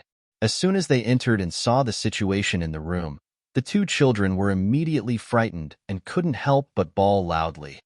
"Don't cry," Guard Shangguan said angrily. However, the 2 children didn't stop crying. Instead, they cried even louder and huddled together. Guard Shangguan's forehead was beaded with sweat. Actually, according to his understanding, these 2 children shouldn't be a big problem. However, this matter was too risky. His Highness Duke of Qin hadn't interrogated them, so he didn't dare to speak carelessly. He stole a glance at His Highness Duke of Qin. Seeing that His Highness Duke of Qin wasn't moving, he could only pull the 2 children apart and have someone cover their mouths. Once the crying stopped, the room was finally quiet. "Don't cry. I'm only going to ask you a few questions. Answer truthfully, or you'll suffer," Guard Shangguan warned.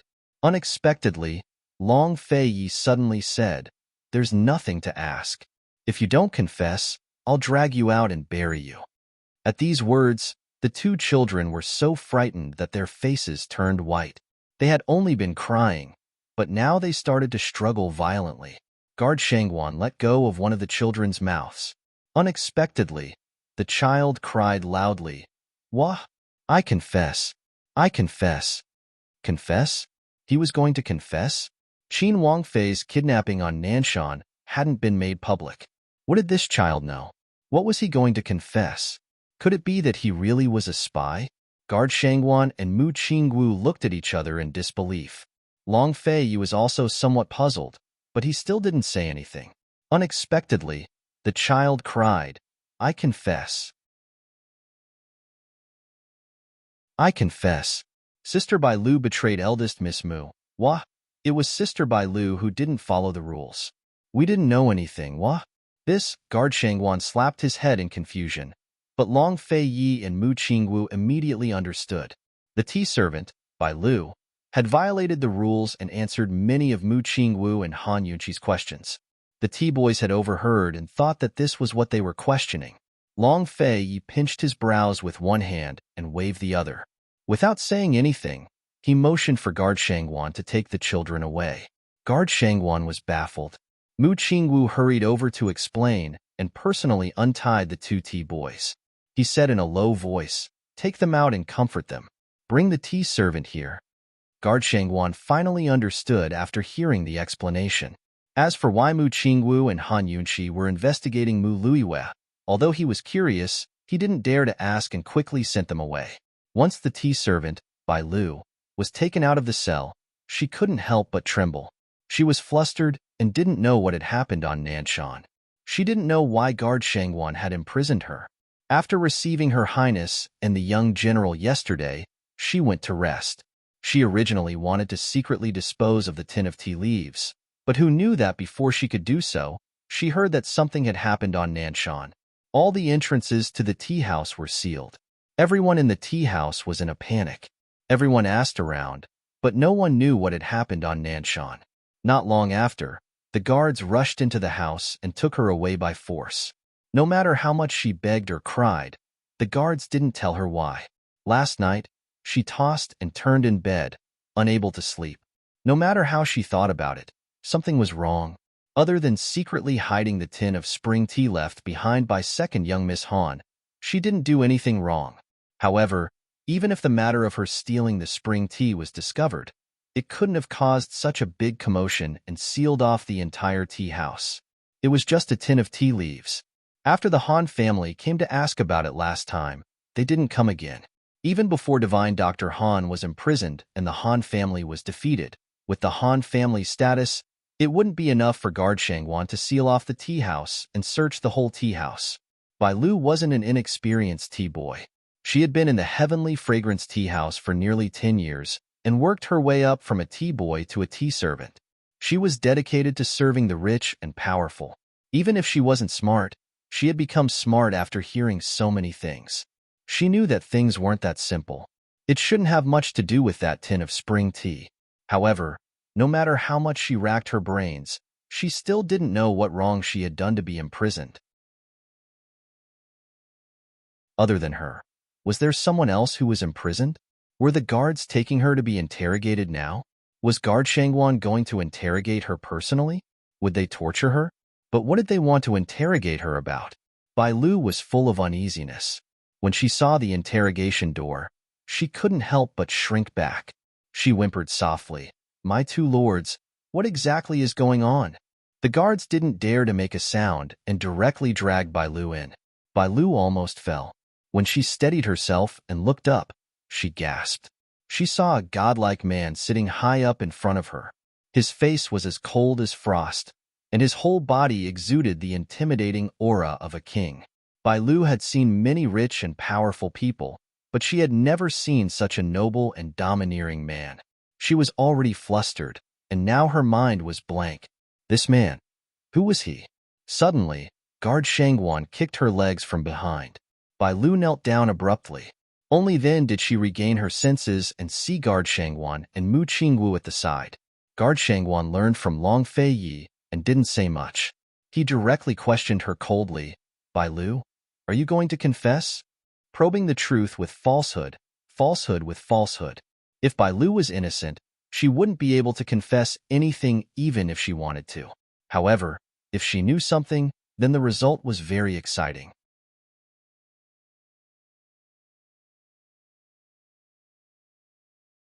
Chapter 113.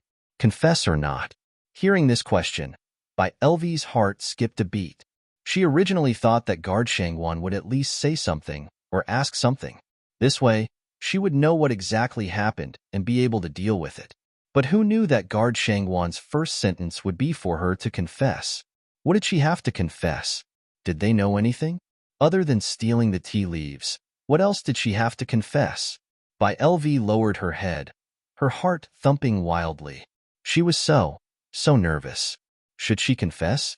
She couldn't help but sneak a glance at the godlike man not far away. Just one glance and she retracted her gaze in horror, her heart almost jumping out of her chest. She didn't know who this man was, but she was certain that this man's identity was very honorable. That was why the young general was waiting so respectfully by the side. Something big must have happened in the tea house. It must have nothing to do with her stealing the tea leaves, right? Are you confessing or not? Guard Shangwan questioned again. I don't know. I don't know anything. By LV blurted out. Her mouth reacted faster than her brain. You don't know? I think you won't shed a tear until you see the coffin. Shangwanji was enraged. He pulled out a long whip from the side and swung it in the air. A shio sound was heard. By LV jumped in fright and instinctively covered her ears. She shrank to the side and trembled. Her mind was completely blank. How could she care about thinking so much? No matter how smart she was just an ordinary tea servant. Being frightened like this, tears flowed out immediately. She exclaimed, Guard Shangwan, spare me, spare me. By LV, you're a smart woman. You should know that if you confess, you'll be lenient. If you resist, you'll be strict. Guard Shangwan reminded her coldly, who knew that By LV would surrender as soon as he finished speaking.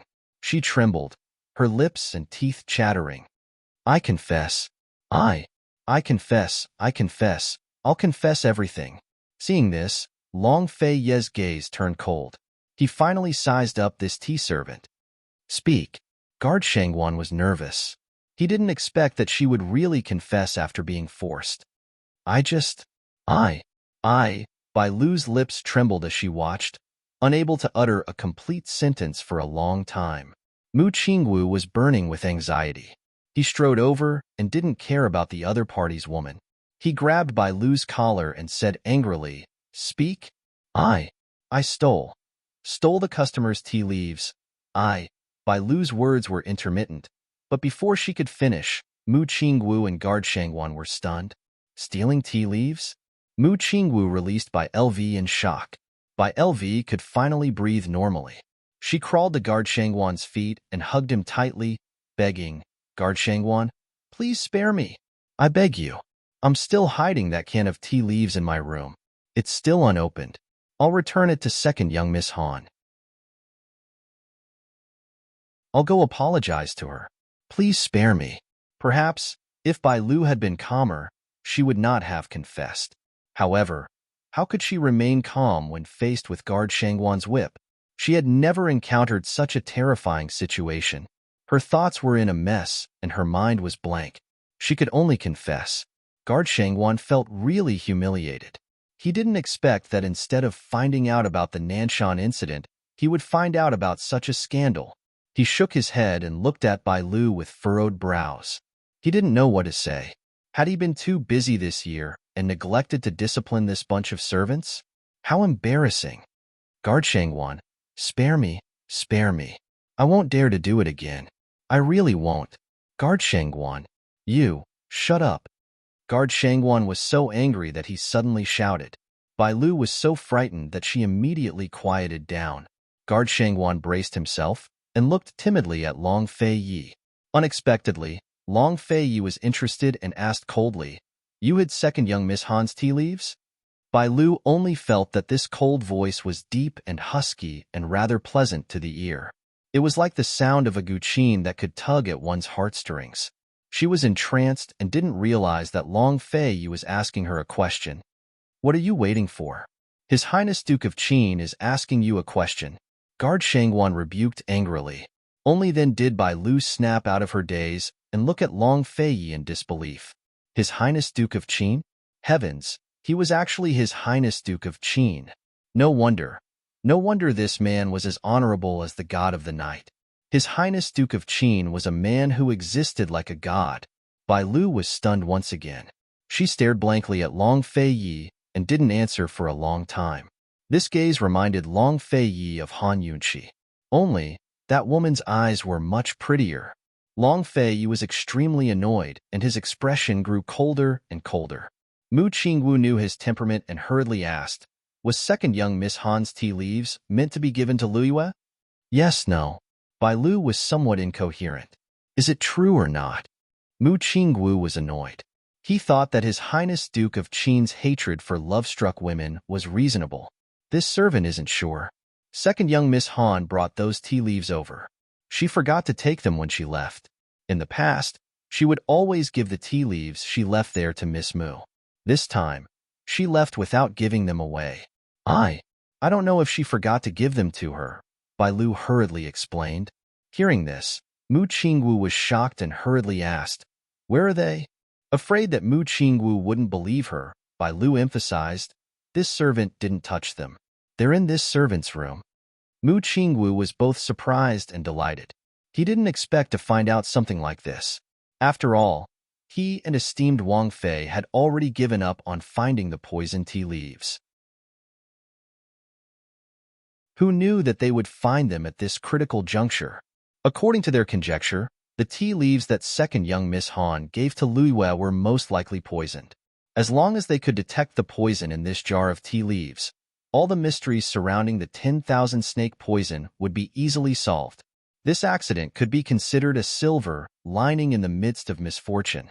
Mu Qingwu looked at His Highness Duke of Qin and saw that his complexion was much better than before. Guard Shangguan was listening from the side.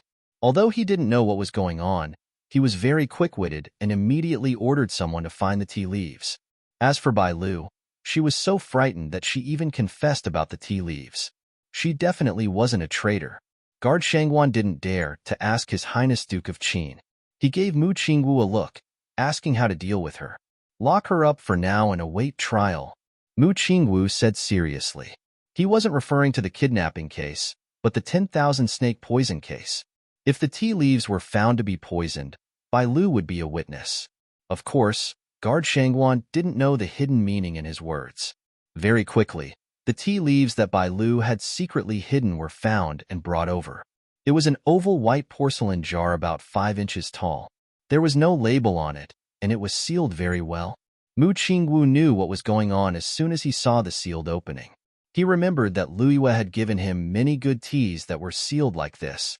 Although Mu Qingwu couldn't wait to take the tea leaves to a poisoner for inspection, His Highness Duke of Qin didn't say a word. He could only endure it. After all, finding esteemed Wang Fei was more important. He personally took the jar and checked the seal. After confirming that there were tea leaves inside, he presented it to His Highness Duke of Qin. Guard Shangguan was curious and assumed that His Highness Duke of Qin would say something, but Long Feiyi didn't say a word. He set the jar of tea leaves aside and rested his slender hand on top of it. His fingers tapped on the lid in a languid, mysterious manner. It was impossible to see through him. After a moment of silence, Long Feiyi looked at Guard Shangguan. "Continue the interrogation." "Your Highness, the rest of the people are all from the South Mountain. They're all locked up together and were present when esteemed Wang Fei was kidnapped. There was a tea servant who led the way, 2 tea maidens, and 15 guards in charge of the South Mountain area," Guard Shangguan reported. Long Feiyi thought for a while before handing the jar of tea leaves to Chu Shifeng, who was standing by Yuan's side. "Cold," he said. "Take it back and examine it well." Then he rose to his feet. "Since there's so many people, your lordship will go personally." Taking 10,000 steps back, even if the assassins had the skills to hide in the tea plantation, they'd need someone to tip them off. Otherwise, how would they know that Han Yunqi and Mu Qingwu would go to the South Mountain? There had to be a spy among them. He refused to believe that he couldn't find one. While Long Feiyi was interrogating the culprits himself, The celestial fragrance tea shop, the general's estate, and the solitary enclosure didn't dare to relax as they searched the barren hills around the tea plantation. But none of them expected the assassins to be hiding in a cave in the middle of the abyss. Han Yunxi lay on the ground, her face pale and covered in sweat. In a daze, she muttered something to herself as if she was having a nightmare. Suddenly, she screamed and sat up abruptly, her eyes opening at the same time. In her dream, she was falling down the abyss until she hit the ground. She woke up with a start and broke out in cold sweat. After calming herself down, Han Yunxi realized that she was in a dark cave. Didn't she fall off the cliff? Didn't she fall to her death? Why was she here? She didn't remember how she fainted. Her memory stopped at the moment when she fell off the cliff. Her professional habit made her look for her medical kit. Luckily, it was still there. Awake. Suddenly, a cold female voice sounded. Han Yunxi felt that the voice was familiar, but she didn't think too much about it and hurriedly turned around. She saw two women standing behind her. One was dressed in black with a bandage around her arm. It was the female assassin who kidnapped her. The other was dressed in green with a mask. It was the one who spoke. Although she couldn't see their faces, she could tell that the black-dressed woman was very young and the green-dressed woman wasn't young. She put up her guard and angrily asked, "Who are you people? Why did you kidnap me? You're quite arrogant. This grand aunt hasn't settled the score with you yet." The black-dressed woman angrily walked over. If it wasn't for her master's orders to keep Han Yunxi alive, she would have killed this woman. This slut thought she had some skills in poisoning and dared to poison her. She was simply tired of living. "If you have the ability, take off your mask and let this princess consort see what you look like. Otherwise, this princess consort doesn't remember owing you anything." Han Yunxi snorted coldly. "You still dare to talk back?"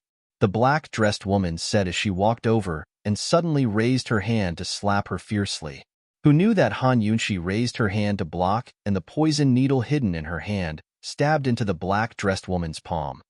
The black-dressed woman screamed and kicked over. "You slut!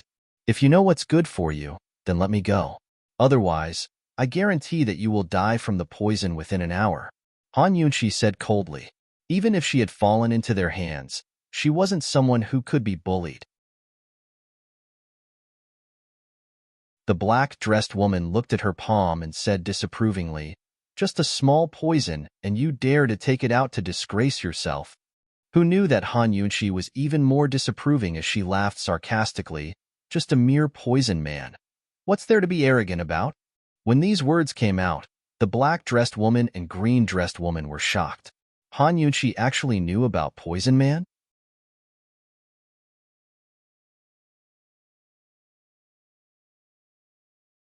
Chapter 114. Han Yunxi was such a person. Even if she was being trampled underfoot, she was still proud and unyielding, confident and calm. This was because she knew that the person who'd stepped on her would only laugh at her for her lowly status. She wouldn't pity her and let her off just because she begged for mercy. She didn't know why this unfamiliar assassin was so disdainful of her, but she wouldn't let others look down on her so easily. "Who told you I was a poison human?" the assassin asked urgently. Her face was calm, but her heart was filled with shock. After all, the study of poisons in Cloud Realm continent wasn't the orthodox mainstream. Very few people studied them, and the art of nurturing poisons was even rarer known to the public. Very few people understood it. Even if Han Yunxi wasn't useless trash from the Han family, she shouldn't have known. The Han family wasn't familiar with poisons at all. Could it be that she had really underestimated this woman's ability? Han Yunxi's lips curved into a mocking smile as she sized up the assassin, then the green-robed one. "Cold," she said. "It's not like it's anything special. Anyone with eyes can tell that you're a poison human, and so is she." Han Yunxi pointed at the green-robed assassin as she spoke. In Han Yunxi's eyes, that woman was the true expert. "So what? You think a trifling poison can hurt me? You're dreaming," the assassin said, glancing at her palm again. Her actions had long betrayed her. If she really didn't care, why bother looking? But Han Yunxi couldn't be bothered to pay her any attention. Instead, she smiled at the green-robed assassin. She'll definitely die from the poison within an hour. How about we make a bet? You. The assassin was so angry that she raised a leg to kick her. Han Yunqi wanted to dodge, but it was too late. Her shoulder took the full brunt of the kick, sending her sprawling on the ground. It hurt. This woman was a martial artist, so her legs were extraordinarily strong. She, on the other hand, was just a weak woman without the strength to truss up a chicken. However, even though she was lying on the ground, her gaze was still cold and noble. She was clearly looking up at others, but it gave people the illusion that they were being looked down at from above. This made the woman in black very uncomfortable and even inexplicably guilty. She raised her foot again and stopped it above Han Yunqi's face. She threatened, "What poison did you give me? Speak, or I'll ruin your face. You don't have the right to threaten me. Take your foot away. Otherwise, I won't give you the antidote. I mean what I say." Han Yunqi glanced at him from the corner of her eyes. Cold, she exuded an inviolable majesty. The black-robed female assassin was a poison master and a poison person, so she did not notice the poison in her palm. However, when she saw Han Yunqi's cold and arrogant eyes, she felt an inexplicable sense of fear. An hour was not a long time.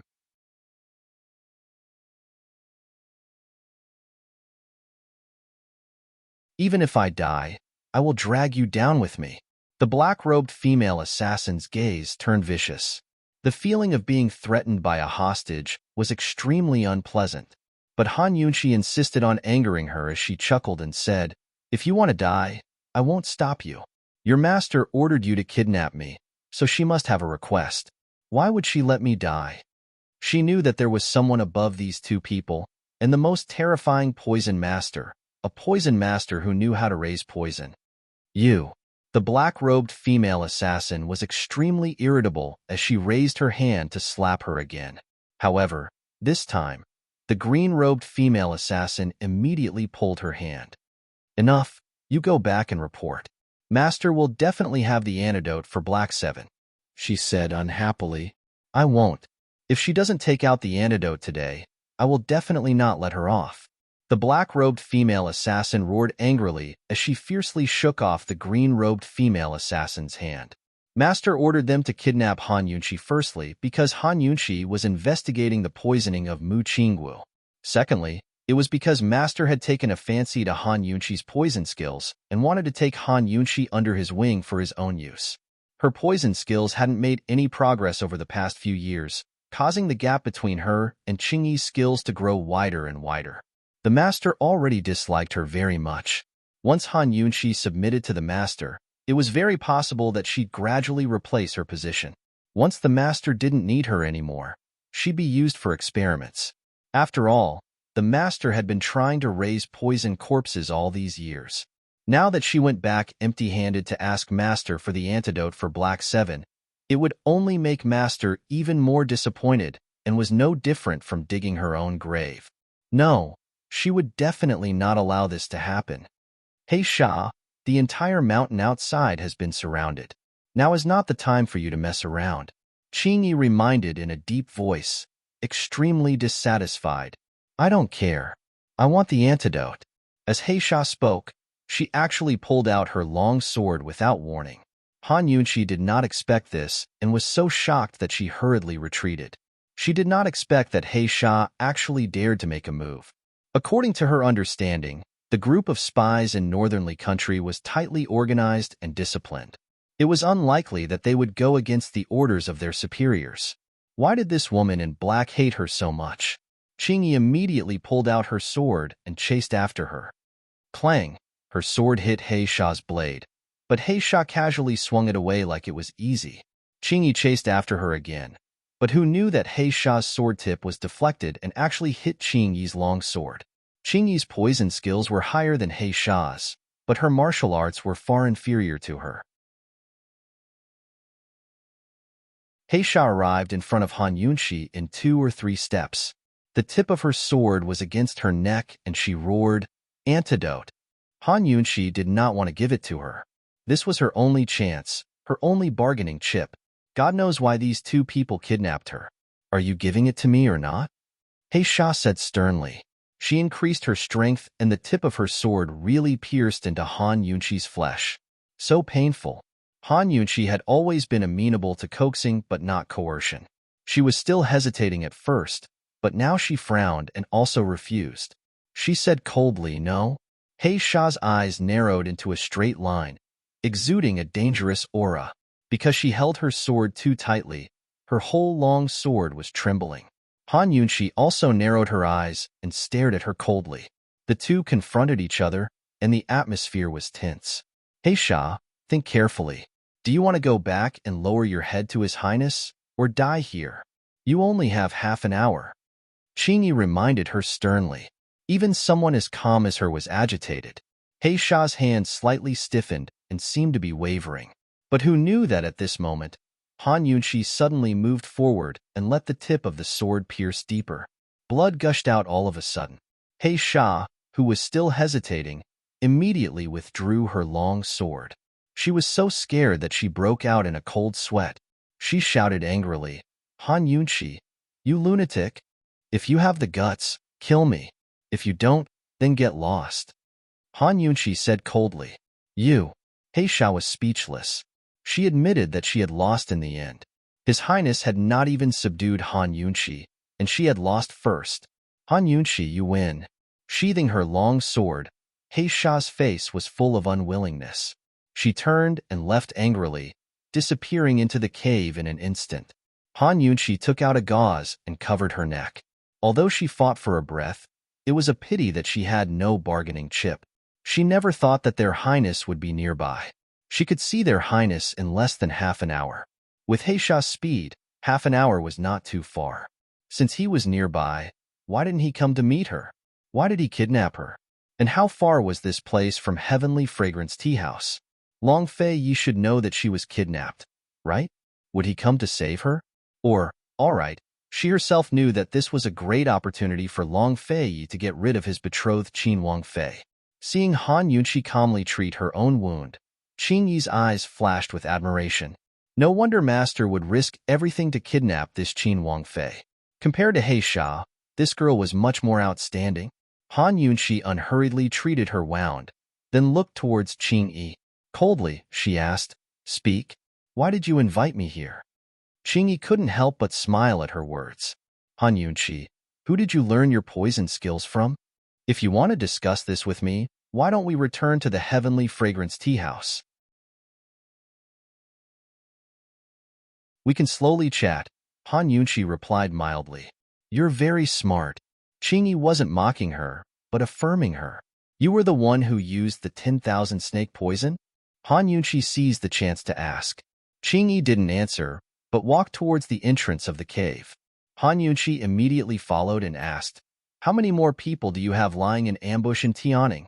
But Qingyi's mouth was very tight, and she still didn't answer.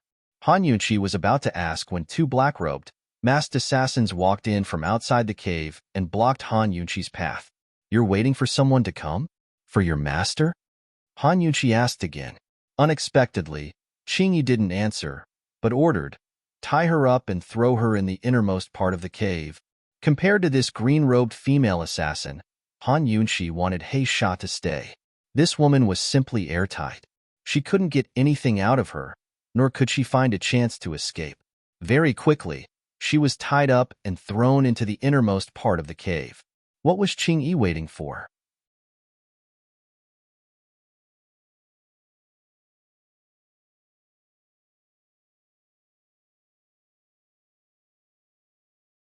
Han Yunqi remembered that among the people she knew, no one had such flirtatious and beautiful peach blossom eyes. Although the hole was very small, and there was no way to see the eyes clearly, Han Yunqi was still very sure. Who was it? She calmed herself down and looked warily at the entrance of the cave. The black-clothed masked assassin in the cave had already left. Qingyi was sitting alone at the entrance of the cave with her back facing her. She was a little far away, so she didn't notice the commotion here. "Don't worry, she can't hear us," the man said in a low voice. Even his voice was filled with laughter, and he seemed to be in a good mood. Han Yunqi turned around and looked at that pair of eyes warily. She asked in a low voice, "I don't know you, right? It's fine as long as I know you." The man smiled. Then who are you? Han Yunqi asked while thinking that there must be a cave behind this stone wall. That person should be next door. The person who came to save you, the man said and seemed to take a step back. Han Yunqi vaguely caught a glimpse of his nose. It was especially tall and beautiful, long and narrow peach blossom eyes, a high-nose bridge, and if he had sexy thin lips, wouldn't he be a handsome man? Of course, Han Yunqi wasn't in the mood to think about these at this moment. She was very sure that she had never seen this guy before. Brother, it's not very appropriate to keep me in suspense at this time, she said mildly and shifted her position to face the wall. It's pretty good. I don't plan to save you now. Since I have nothing to do, let's have a chat. The man's smile was especially charming. He was lazy and leisurely, not at all like he was in deep danger. He was obviously flirting with her. Han Yunqi couldn't help but roll her eyes. She simply turned her head away and ignored him. She thought that this guy was probably just passing by to buy soy sauce, right? Unexpectedly, Han Yunqi waited for a long time, but the man didn't continue to speak. She hurriedly turned her head and saw that the small cave was empty. There was nothing there. It can't be. Was he really just here to buy soy sauce? Hey, are you still there? Han Yunqi hurriedly asked. It wasn't easy for someone to come. No matter what, it was a chance to escape. Hey, are you still there? Helpless, Han Yunqi asked a few times, but there was no response from the other side. Han Yunqi panicked. She glanced at the cave entrance. Seeing that Qingyi didn't move, she carefully shifted her position to the side of the stone wall. Through the small cave, she could faintly see that there really was a cave next door. However, there wasn't a single person in sight. Are you there? If you're there, just squeak. Han Yunqi felt a little helpless. However, just as she finished speaking, a squeak suddenly came from the other side. Han Yunqi was stunned. Then, she was overjoyed. Hey, you're still there? My name isn't Hey. My name is Gu. His voice was very low, so Han Yunqi couldn't hear him clearly. Hey, what did you say? My name isn't Hey. My name is Gu. That person repeated himself again, as if he was deliberately lowering his voice. This time, Han Yunqi heard him. She was shocked. What? Gu Qisha? She heard a light chuckle from the other side. She wasn't sure if that person heard Han Yunqi's words. He repeated himself again, but his voice was much clearer. My name isn't Hey. My name is Gu. This time, Han Yunqi finally heard him clearly. Gu. These three words sounded very similar to Gu Qisha. No wonder she heard wrongly. However, Gu was just a name and not his real name. In any case, she hadn't heard of it before and didn't know who it was. After confirming that the person was there, Han Yunqi shifted her position with difficulty. Her back was facing the wall so that she looked a little more normal. Not long after she sat down, Qingyi turned around to look at her. Han Yunqi didn't move. She didn't avoid her gaze and looked back at her from afar. Qingyi looked at her for a moment but didn't say anything. Then, she turned her head back. Han Yunqi secretly sighed. She didn't dare to speak immediately. After waiting for a while and seeing that Qingyi didn't turn around, she said in a low voice, Hey, why did you save me? My name isn't Hey. If you don't mind, you can call me Xiao Qi. A teasing laughter sounded, causing Han Yunqi to feel a chill. A grown man called Xiao Qi. She thought that the guy next door must be a show-off. Next door, Gu was sitting with his back against the wall just like Han Yunqi. However, he wasn't sitting upright like Han Yunqi. Instead, he was languid and relaxed. He was like a cat basking in the sun in winter, languid to the bone. He wore a fiery red robe with wide sleeves that covered the floor luxuriously. His hand casually rested on one of his legs. His 5 fingers were slender and fair. His skin was paler than a normal person's and looked so delicate that it could be broken by the slightest breeze. He smiled lightly, his breath like orchids. His face was so beautiful that it made the world lose its light.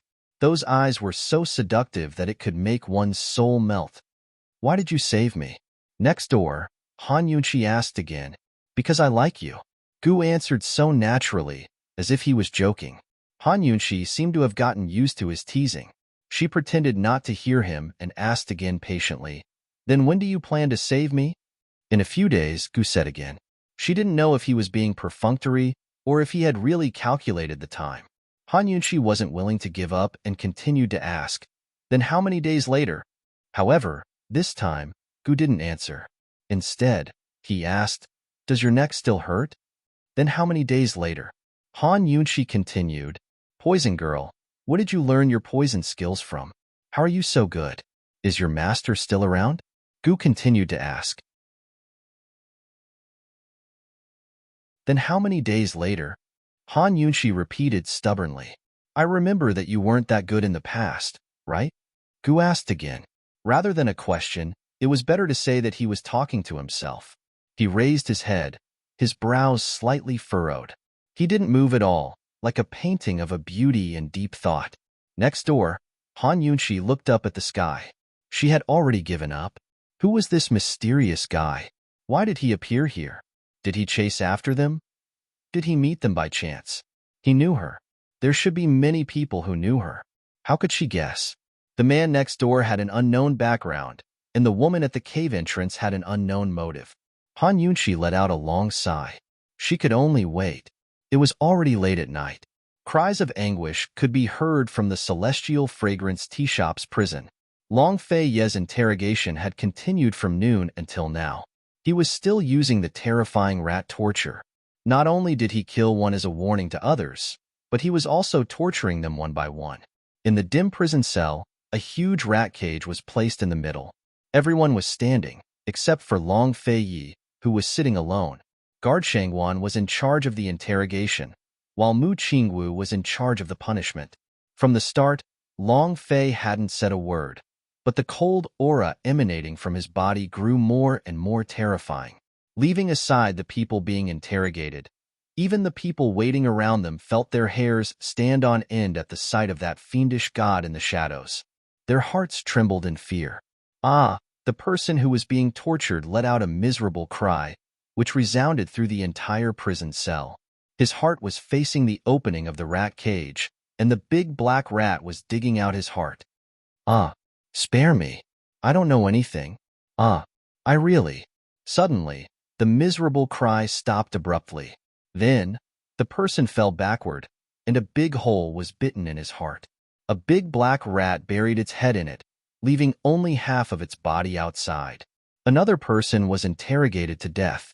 Guard Shangwan's interrogation was very slow and detailed. Although it had been going on since noon, he actually didn't interrogate many people. Very quickly, many people around couldn't help but vomit, and some even fainted directly. However, fainting from fear was useless. Very soon, they would be woken up and queued up for this cruel interrogation. There were only about 20 people left. Long Fei Yi was determined to get a result from the interrogation. He killed decisively and was cold and ruthless. From the beginning to the end, he didn't even frown. The room was silent, and only the faint sound of teeth chattering could be heard from the people waiting to be interrogated. God knows how scared they were. Long Fei Yi was expressionless. He elegantly waved his hand, indicating for Guard Shangwan to interrogate the next person. Seeing this, a young guard who was queuing at the front of the queue immediately knelt down and prostrated himself on the ground, crying out loud, I don't know anything. I really don't know. Guard Shangwan, I'm getting married at the end of the month. Please let me go. I'm begging you. Guard Shangwan hesitated. If this interrogation continued, more innocent people would die. He looked at His Highness Duke of Qin, but His Highness Duke of Qin didn't react at all. Left with no choice, Guard Shangwan could only forcefully drag him over. Unexpectedly, at this moment, someone suddenly rushed out from the back of the crowd and shouted, Enough! Stop the interrogation. I confess. I confess.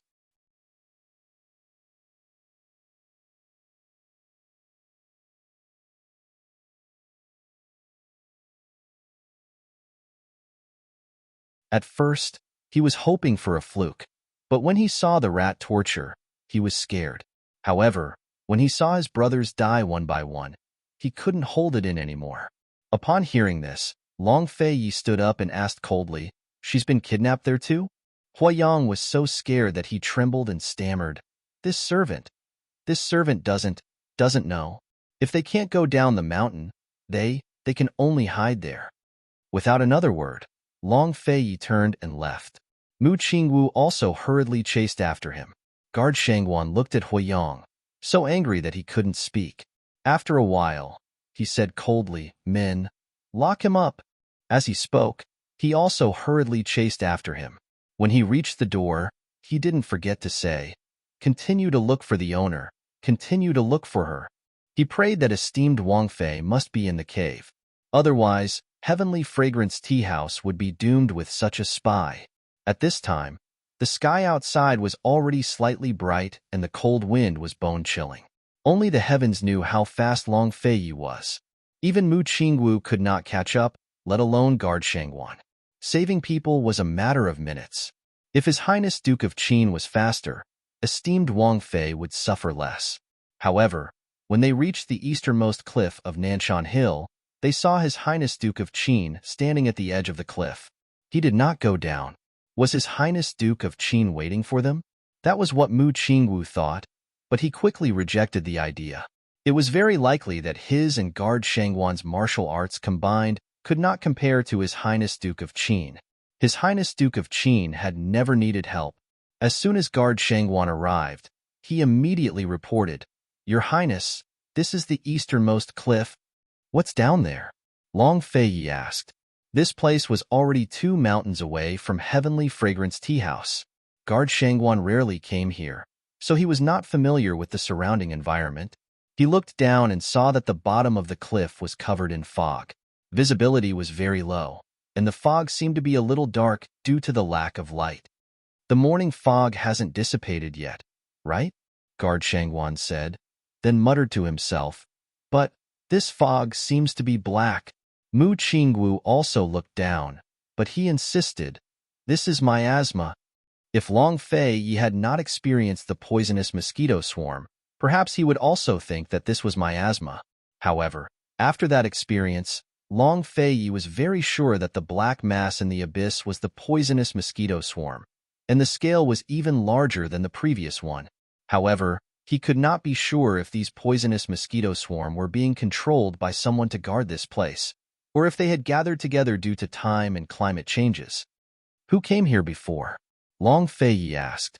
Mu Qingwu and Guard Shangguan were both confused, but they did not dare to ask. Guard Shangguan hurriedly replied, "Huiyang knows this place, so he should have been here before. Bring him here." Long Fei said coldly. His icy voice hid his anger, and only the heavens knew when it would explode. After Guard Shangguan left, Mu Qingwu asked in a low voice, "Your Highness, could it be that it's not miasma? Poisonous mosquito swarm." Long Fei's gaze fell on the black fog in the abyss, and his brows were slightly solemn. Faced with the poisonous mosquito swarm, all the poison masters under his command were helpless, and only Han Yunshi could do something about it. Unfortunately, the person he wanted to save now was her. This damned woman. Why did she go up the mountain to pick tea for no reason? Poisonous mosquito swarm. Mu Qingwu was shocked.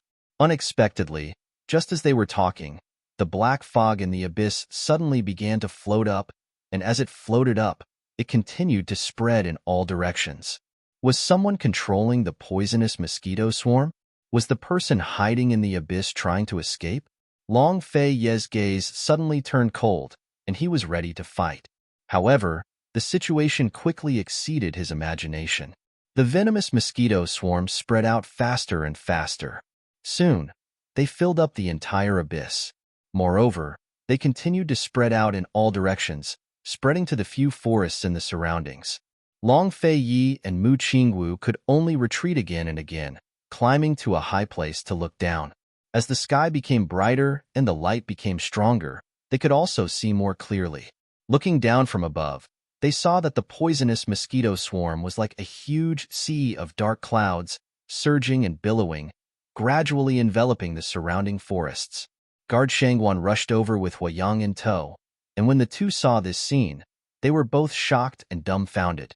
Huiyang's face was pale, and he immediately shouted, "Go! Masters, hurry up and leave." This is the outbreak of the poisonous miasma. It will erupt once every 10 years. I saw it when I was young.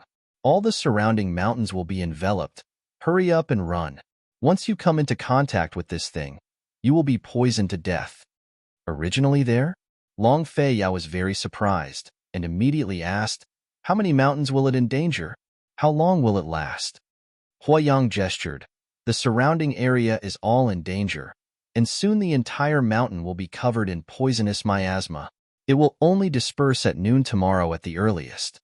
As soon as he said this, Long Fei Yi immediately understood. This large-scale poisonous mosquito swarm was not controlled by humans, but it could still be used by others. The people who kidnapped Han Yunqi were all people who knew how to use poison, so naturally they were not afraid of the poisonous mosquito swarm. Now all the mountain passes would be sealed, and there were 3 groups of people searching the mountain.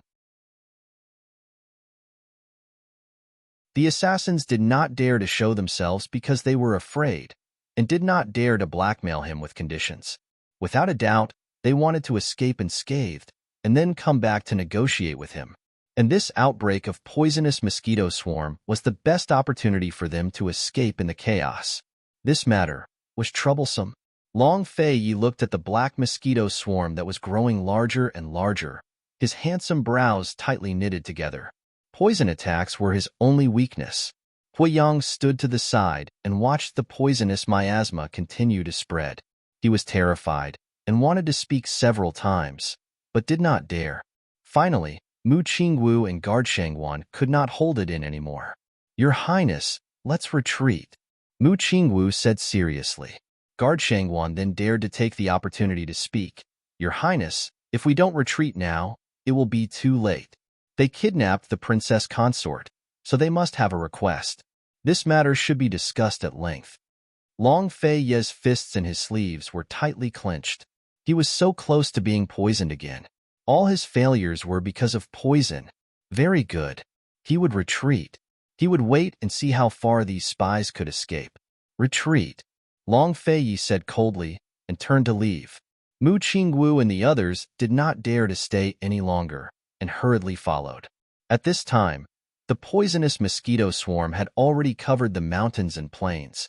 Han Yunqi was dragged to the entrance of the cave by Qing Yi. Seeing the densely packed mosquito swarm in front of her, she could not help but suck in a breath of cold air. There were so many of them. It was too scary. You. Impossible. You can't control them. Han Yunqi shook her head. Such a large poisonous mosquito swarm could not be controlled by humans. Even if the climate and terrain were used, it would not be possible. Qing Yi smiled coldly. Yes. The person who can control the poisonous mosquito swarm is already dead. Han Yunqi was shocked when she heard this. Last time, she was the one who helped Long Fei Yi kill the female spy. Qing Yi obviously did not know about this. Han Yunqi was not stupid enough to take the initiative to say it. She finally understood what Qing Yi was waiting for. This is natural. You are waiting for this opportunity. You want to take advantage of the chaos to escape. Qing Yi looked over. Suddenly, she grabbed Han Yunqi's chin and stuffed a pill into her mouth. Han Yunqi did not expect this and swallowed it immediately. Don't worry, it will protect your life. Qing Yi snorted. Han Yunqi knew another piece of information. This woman knew the antidote for the poisonous mosquito swarm, which meant that she knew how to raise poisonous mosquitoes. Last time, the female spy who controlled the poisonous mosquitoes was called Sister One. Long Fei Yi forced out information from the captives that this Sister One was the leader of all the female spies.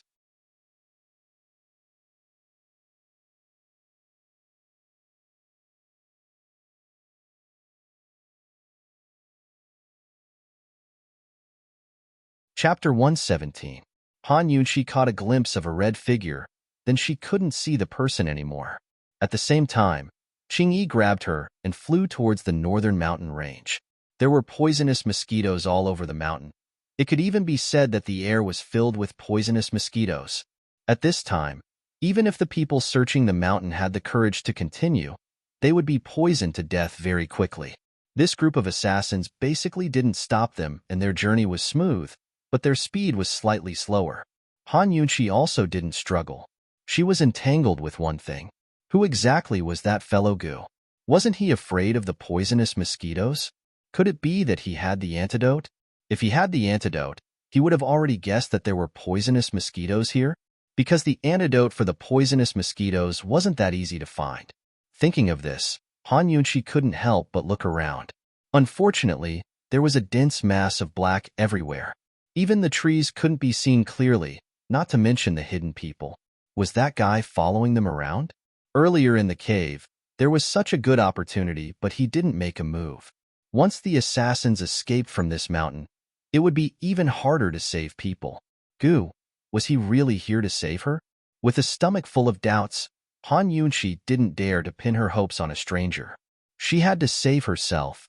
Where exactly are you bringing me to? She questioned loudly. Qingyi glanced over and didn't say a word. You should at least tell me. Are you bringing me to see your lord? Han Yunshi probed again. Unfortunately, this Qingyi was very calm and had a completely different temperament from that He Sha. It was harder than ascending to the heavens to get any clues from her mouth. Not saying it right. If you don't say it, you'll regret it. Han Yunshi thought hatefully. Seeing that everything around her was getting darker and darker, she simply closed her eyes.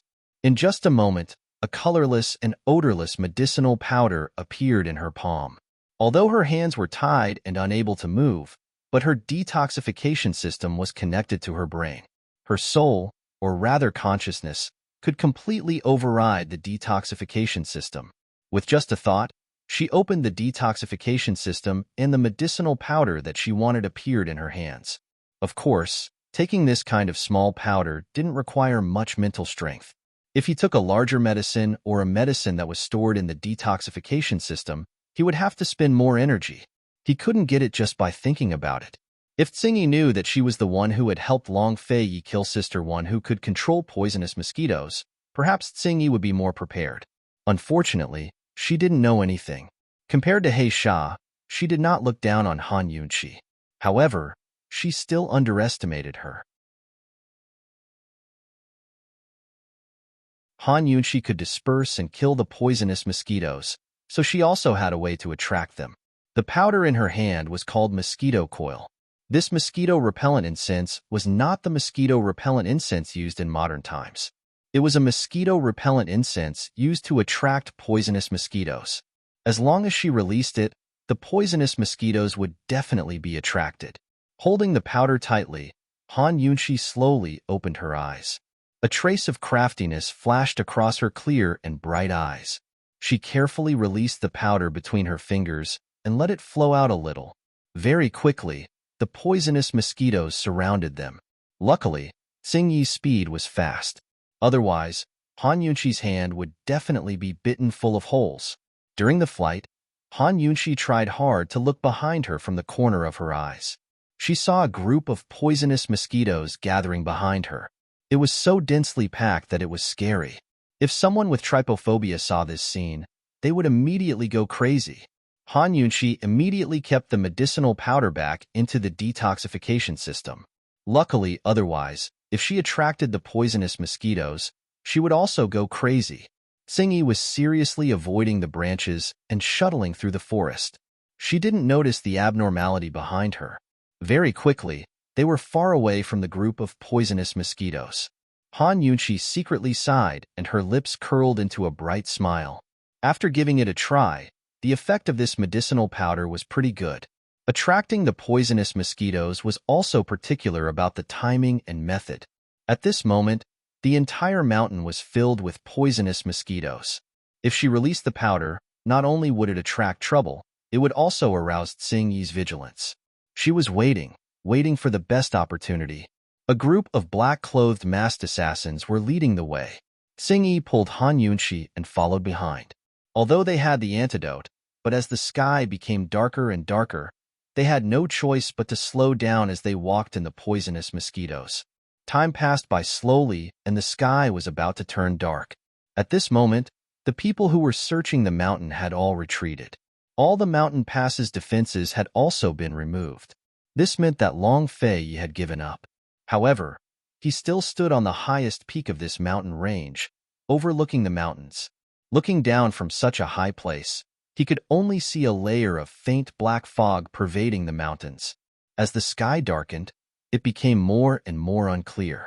Your Highness, the poisonous mosquitoes have already spread out from all the mountain passes. In some places, they've spread for several li. Guard Shangwan hurried over to report. He had originally wanted to expand the encirclement, hoping that perhaps he could still encircle the assassins. However, now that the poisonous miasma had spread to the foot of the mountain, this method of encirclement was no longer feasible. This seemed to be within Long Fei Ye's expectations. He didn't say anything. His deep eyes were like the sea, hiding the shadows of the mountains within. No one could tell what he was thinking. Seeing that His Highness Duke of Qin didn't reply, Guard Shangwan resentfully glanced at Mu Qingwu. Mu Qingwu frowned and tried to persuade, "Your Highness, the poisonous miasma won't disperse until tomorrow afternoon. Let's go back first." He thought that when His Highness said to retreat, it meant to give up on the pursuit and wait for the assassins to come and demand a ransom. He didn't expect that when His Highness said to retreat, it was only for his brothers to retreat. Based on the current situation, His Highness had no intention of giving up. But even if they didn't give up, would they still be able to find the culprit? After all, this area was surrounded by barren mountains with plenty of ferocious beasts and poisonous insects. Swamps were everywhere as well. Emperor Tianhui had once considered the safety of Tianning's capital city and sent troops to explore this area. Unfortunately, he'd always retreated in the face of difficulties and could only station troops to guard the outskirts. Once the culprit escaped into the depths of the mountains, it'd be impossible to find him again. "All of you can withdraw." Long Fei finally spoke up, his voice even colder than the winds at the peak of the mountain. Even Mu Qingwu didn't dare open his mouth to speak due to the faint coldness that kept him at arm's length. He shot a look at Guard Shangwan before the two of them left resentfully. After nightfall, the mountains were even more dangerous. Moreover, they couldn't see anything from here. What was the point of waiting here? What's wrong with His Highness? Guard Shangwan didn't understand. Victory and defeat were common occurrences in war. The assassins had only kidnapped the culprit without discussing any terms. It was still unknown who would win in the end. With His Highness Duke of Qin's personality, he shouldn't be reacting like this, right? Moreover, the culprit wasn't anyone important. Wasn't it just Qin Wangfei? A woman who wasn't even welcomed into the gates by His Highness Duke of Qin himself. Maybe he's worried about esteemed Wangfei. All right. Mu Qingwu couldn't believe his own words.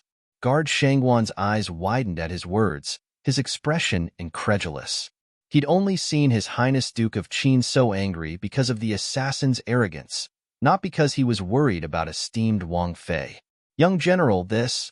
Guard Shangwan was about to speak when Mu Qingwu waved a hand to stop the topic. Actually, he wasn't sure either. That night, neither Guard Shangwan nor Mu Qingwu dared to sleep. They waited for His Highness Duke of Qin to return, but he didn't come back even after daybreak. Huoyang hadn't lied. This massive outbreak of mosquitoes had lasted the entire night and showed no signs of dispersing even after daybreak. It looked like they wouldn't disperse until noon. The golden rays of the rising sun shone on Long Fei Ye's frosty face. He narrowed his eyes slightly and elegantly raised a hand to block the sunlight. Less than 2 hours later, the sun rose and shone brightly over the entire mountain forest. Overlooking the mountains at this time was a completely different scene compared to yesterday evening. At this time, it was obvious where the mosquito swarms were denser and where they were thinner. Long Fei Ye's cold gaze swept over every inch of the mountain forest, as if he was searching for something. Guard Shangwan and Mu Qingwu had arrived a long time ago. They sat off to the side and watched, not daring to disturb him. Finally, when it was close to noon, the sunlight became more and more intense. The dark patches in the mountain forest began to fade and the mosquito swarms began to disperse. Xing Yi and the others had long since abducted Han Yunqi and left the mountains that very night. They headed all the way north and entered an even more desolate mountain wilderness. There were no more mosquitoes around them. At this time, Xing Yi handed Han Yunqi over to the black-clothed masked assassin. She washed her face by a small stream and drank water. Han Yunqi glanced at the sky and a sly smile appeared on her lips. She knew that this natural climate would cause the mosquito swarms to gather. At this time, the mosquitoes would begin to disperse. The time had come. She raised her head and faced the wind. Finding the direction of the wind, she released the medicinal powder that she had been holding tightly in her hand. Very quickly, the powder drifted southward with the wind. It was silent, colorless, and odorless. After washing up, Xingyi walked over and used a lotus leaf to scoop some water to feed Han Yunqi. Han Yunqi didn't refuse and thanked her. Xingyi didn't say anything. When she finished drinking, she grabbed her by the arm and prepared to leave. "Can you at least let me drink a few more mouthfuls?" Han Yunqi asked pitifully.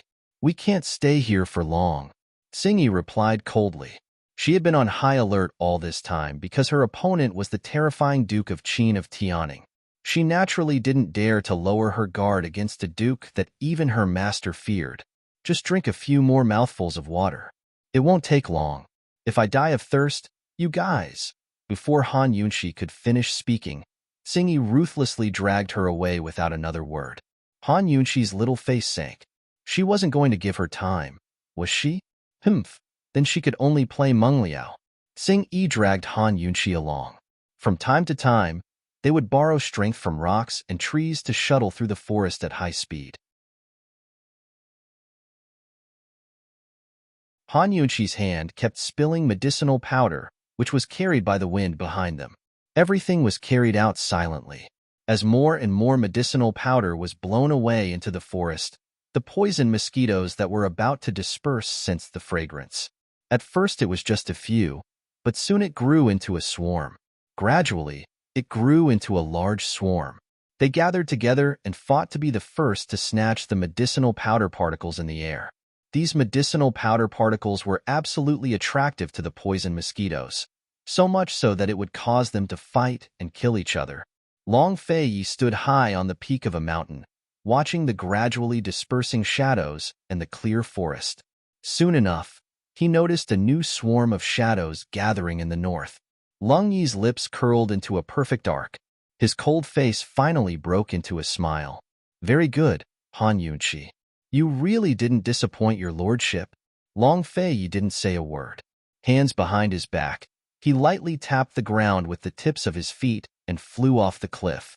His figure was graceful and nimble as he headed towards the black shadows in the north.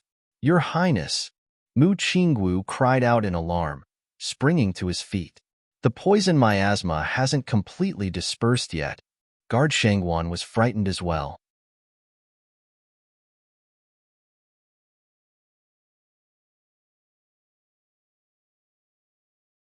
Chapter 118. Mu Qingwu and Guard Shangwan chased him to the edge of the cliff. Immediately, they saw a dense mass of black shadows in the forest in the north. It was like a black cloud. What was going on? The two of them were as confused as monks. Seeing His Highness Duke of Qin's figure gradually disappear into the distance, the two of them hesitated. Should they chase or not? Unexpectedly, just as they were hesitating, the large, oval-shaped black cloud in the north suddenly changed. It gradually elongated into a long strip and showed signs of spreading towards the north. What was going on? Could it be that this poisonous miasma could change its shape?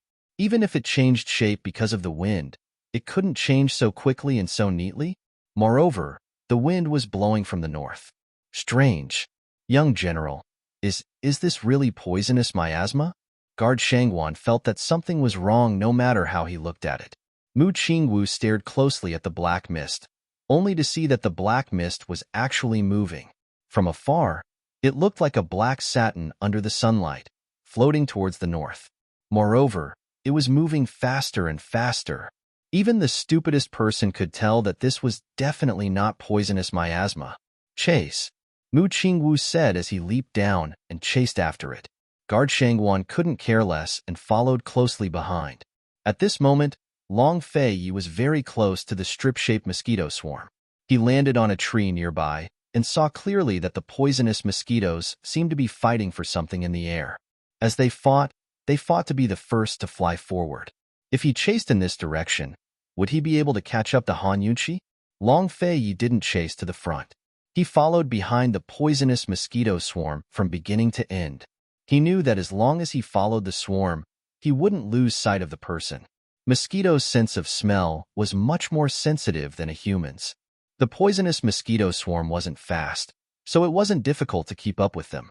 About a mile ahead of the poisonous mosquito swarm, Qing Yi and Han Yunxi were running at full speed. The distance was a little far, and the poisonous mosquito swarm was silent. They did not notice anything strange behind them.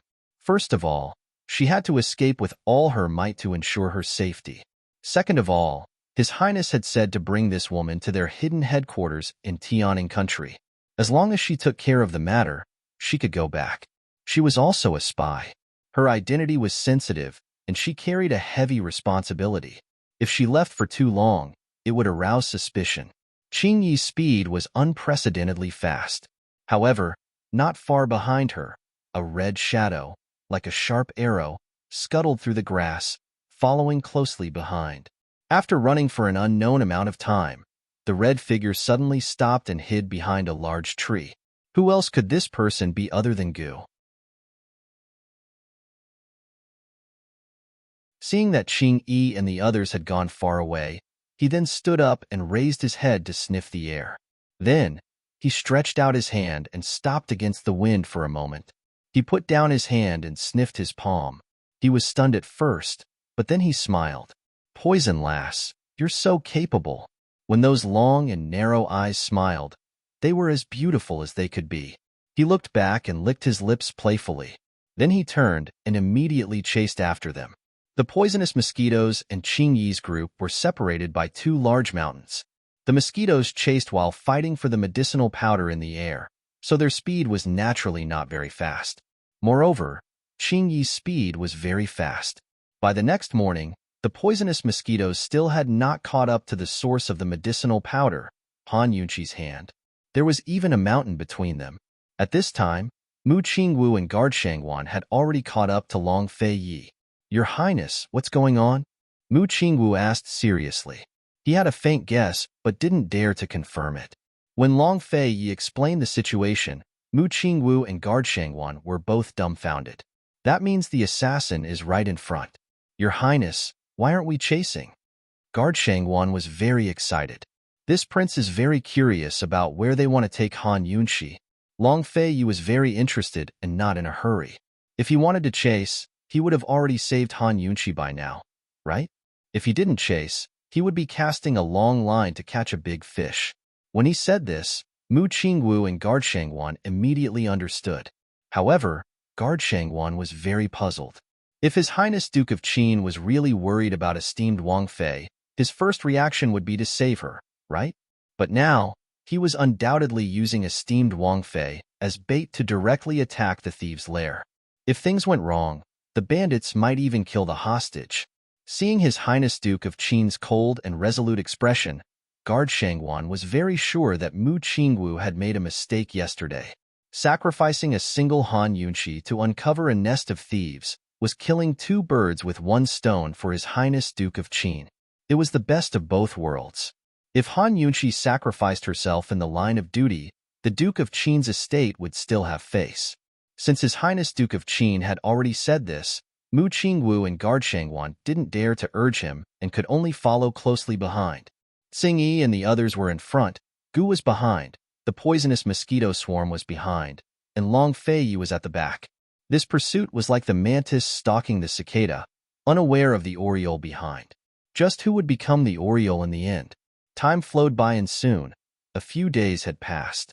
As they got closer and closer, the amount of mosquito coil powder in the air also increased, and the speed of the poisonous mosquito swarm gradually slowed down.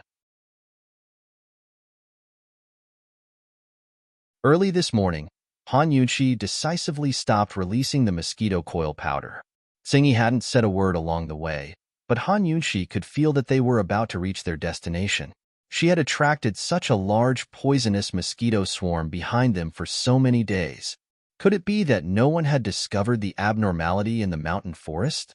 Or could it be that after the poisonous mosquito swarm exploded yesterday, the people searching the mountain all retreated and not a single one was left behind? So in the wilderness, No one had discovered the newly gathered poisonous mosquito swarm? Even if Mu Qingwu and Guard Shangwan were negligent, Long Fei Yi wouldn't give up so quickly.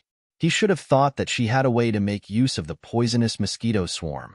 Even if he didn't think of it, with his personality, he wouldn't retreat at the first obstacle, right? Or, that guy really didn't come? However, even if that guy really didn't come, the large number of poisonous mosquito swarm in the mountain forest had already dispersed. Mu Qingwu and Guard Shangwan should have sent people into the mountain to search a long time ago. Looking at the time, how could they have discovered the moving poisonous mosquito swarm by now? Why was it that after so many days, there was no movement behind them at all? Could it be that Mu Qingwu and the others had given up on the pursuit? Qin Wangfei being kidnapped was a big deal. Who could make Mu Qingwu and Guard Shangwan give up on the pursuit? Only Long Fei Yi. He didn't come himself. He didn't even care about her anymore. Was he using this opportunity to kill her? Thinking of this, Han Yunqi's originally spirited eyes gradually dimmed. She was stunned for a long, long time before the corners of her lips pulled up into a self-mocking smile. Long Fei Yi, on what basis did he come? On what basis did he save her? On such a cold day, he could just sit by the stove in the greenhouse and patiently wait for this bunch of robbers to come knocking on his door. Or, he could just let the robbers kill the hostage and not be threatened by the robbers. The Empress Dowager appointed the marriage, and the Emperor forced the marriage. If there wasn't a very good reason, he couldn't divorce his wife. Even if she died, the Duke of Qin's manor had to give a reason that could convince everyone. This time, wasn't it the best time? Right at this time, Qingyi suddenly landed on the ground without any warning. Han Yunqi's foot landed heavily on the ground. Her right foot that hadn't recovered yet was hit like this. The sudden pain in her ankle caused her nerves to tense up. With this pain, Han Yunqi's self-mocking smile turned into a light laugh. That guy had just rubbed her foot a few times. How could she forget her awkward status and treat herself as someone important? What an Nshan read. What are you laughing at? Qingyi asked cautiously. Han Yunqi glanced at her. Her smile turned cold and she didn't answer. This woman's smile was filled with determination and a ruthlessness that even men couldn't compare to. It made Qingyi fearful for no reason. She grabbed Han Yunqi's collar. What are you laughing at? Qingyi, after being silent for so many days, finally spoke. Han Yunqi looked at her coldly. The smile on her lips deepened, but she didn't speak. Qingyi was even more anxious. She grabbed her collar and fiercely pushed. Speak. What are you laughing at? Who knew that at this time? A sharp and gloomy voice suddenly came from behind. Qingyi, you stupid woman. You're being followed. Qingyi was stunned. She immediately turned her head to look. She saw that a black-clothed man had appeared behind her. His figure was tall and stalwart. His wide black cloak fluttered in the wind. He wore a green mask with fangs on his face. Only his mouth was exposed. His gaze was so fierce that it was enough to make people ignore his terrifying mask and only focus on his eyes. Lord! Qingyi blurted out. Lord! Han Yunqi's heart jumped. She knew that the masked black-clothed man in front of her must be the leader of the northernly country's spies. He was also the poison master that she had always been curious about. Suddenly, the masked black-clothed man approached. His mysterious black, fiendish eyes stared straight at Han Yunqi. Han Yunqi was shocked. She subconsciously wanted to retreat. Only then did she realize that she was restrained by Qingyi and couldn't move. You're the one who released the mosquito coils, right? The black-clothed man asked. His voice was so low that it sounded like it came from the depths of hell. Han Yunqi couldn't help but shiver. However, although she was afraid, she was more concerned about the words he just said. He said that Qingyi was being followed? Could it be that someone really chased after the poisonous mosquito swarm? Who could it be? Seeing that Han Yunqi didn't answer, the masked black-clothed man suddenly lifted her chin. That strength wasn't at all tender and protective of the fairer sex.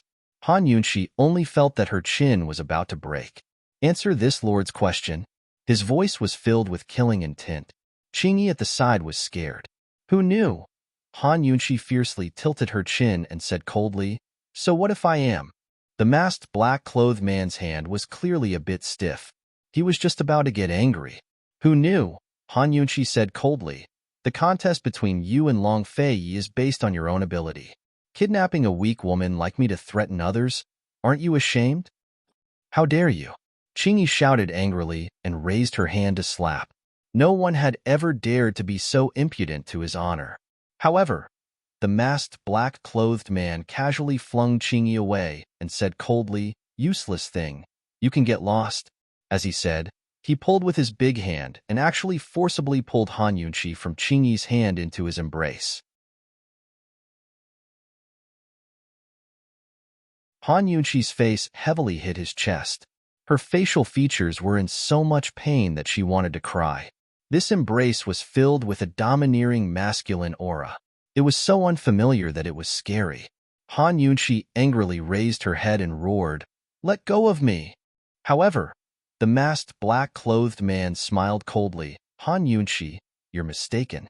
This lord didn't intend to threaten Long Fei by kidnapping you. This lord only wants you, that's all. Only wants me, that's all? She didn't know what he meant by this sentence. However, from his pair of eyes that were as dark as midnight, Han Yunqi clearly saw a strong possessiveness. She was really scared.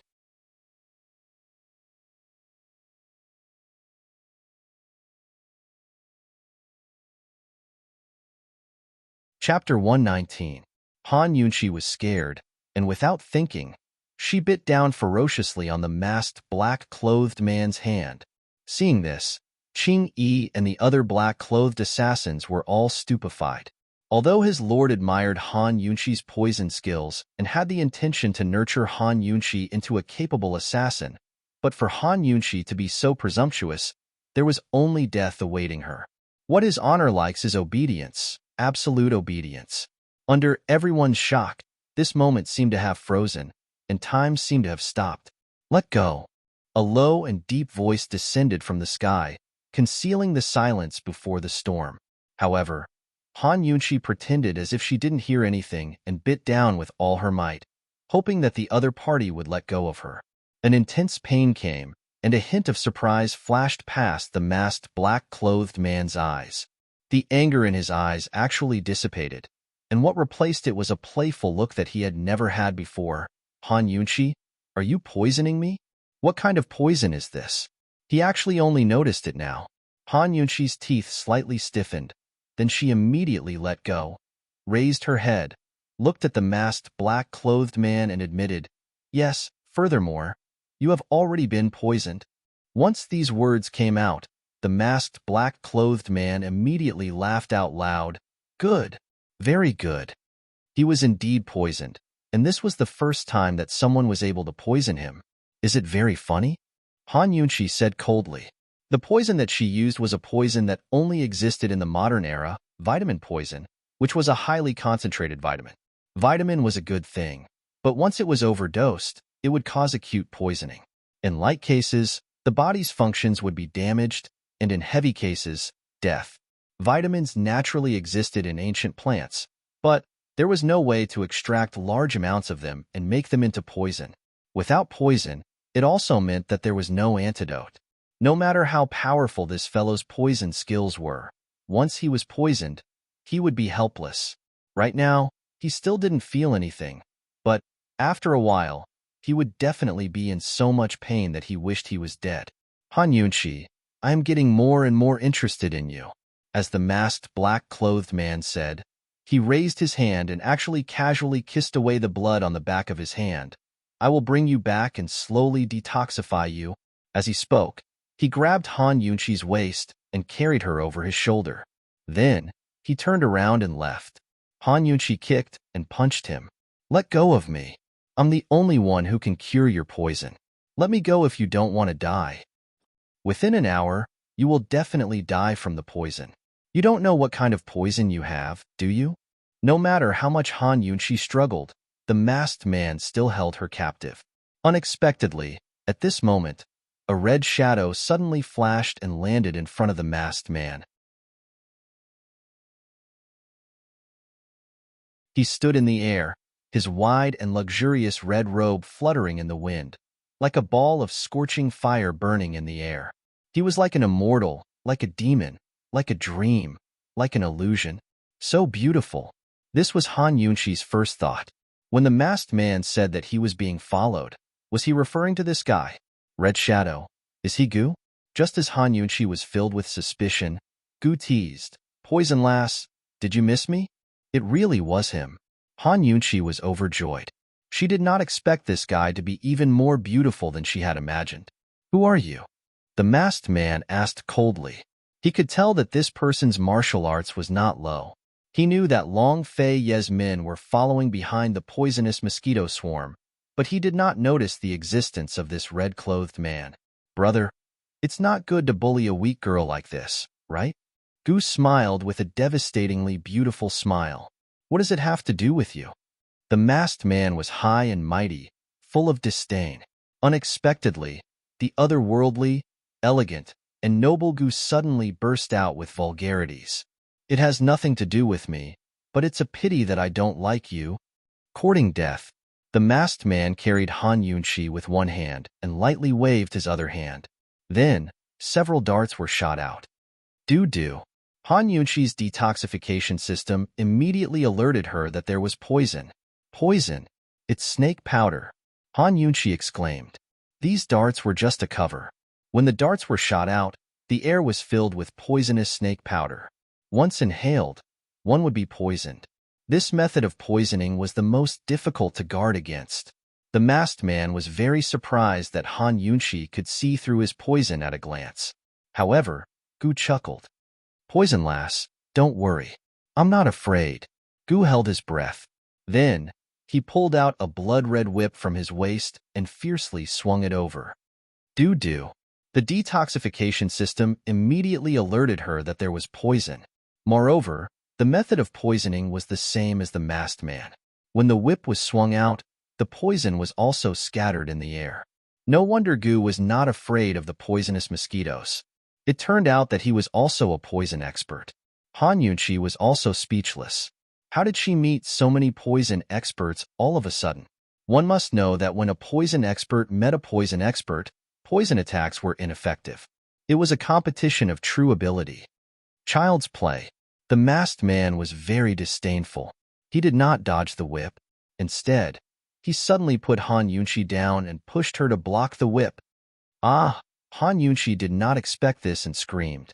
Gu had no choice but to change his direction and swung the whip to one side. Seeing this, the masked man pulled Han Yunqi back and tied her up in his arms. "You're not a man." Han Yunqi scolded angrily. The masked man sneered. "Don't worry. He won't dare to hurt you." "You." Han Yunqi was furious. However, Gu was still smiling. He was not angry. After he withdrew the whip, he did not stop. Then, he swung the whip again. This time, the masked man used Han Yunqi to block the whip again. However, unexpectedly, Gu did not withdraw the whip this time. Swoosh! He whipped Han Yunqi's arm fiercely. "Ah!" Han Yunqi screamed. She was in so much pain that her internal organs were all shattered. The masked man was surprised as well and gave a start. At the same time, Gu Qixiao's whip lashed out again, heading straight for the masked man's mask. At this critical moment, the masked man, who did not expect this to happen, suddenly retreated. He subconsciously let go of Han Yunqi. Han Yunqi immediately fell down. However, Gu swung the whip again and wrapped it around Han Yunqi. He wanted to pull her over. At this moment, Xing Yi and a few masked assassins in black held their swords and attacked Gu. The assassins surrounded Gu. Xing Yi swung her sword at the long whip. Gu's always smiling peach blossom eyes flashed with a hint of seriousness. He did not pull Han Yunqi anymore. Instead, he instantly closed in. As he withdrew the long whip, he grabbed Han Yunqi's waist. Xing Yi's sword missed its target, but at the same time, multiple hidden darts flew in its direction. They weren't aimed at Gu Qixiao, but Han Yunqi. "You better protect her," the masked man warned as he threw out countless darts. Do. Han Yunqi's detoxification system frantically reminded her. God knows how many poisons were hidden in these darts. Although she was not afraid of poison, there were so many darts that it was impossible to guard against. Gu was one against many and could only protect Han Yunshi as he dodged. Han Yunshi was tightly protected in his arms. She wanted to help but could not. Very quickly, Gu's shoulder was hit by 3 darts. He frowned, feeling that the pain was very strange. However, he did not have time to think about it. Even if he was poisoned, he had to endure it for a while.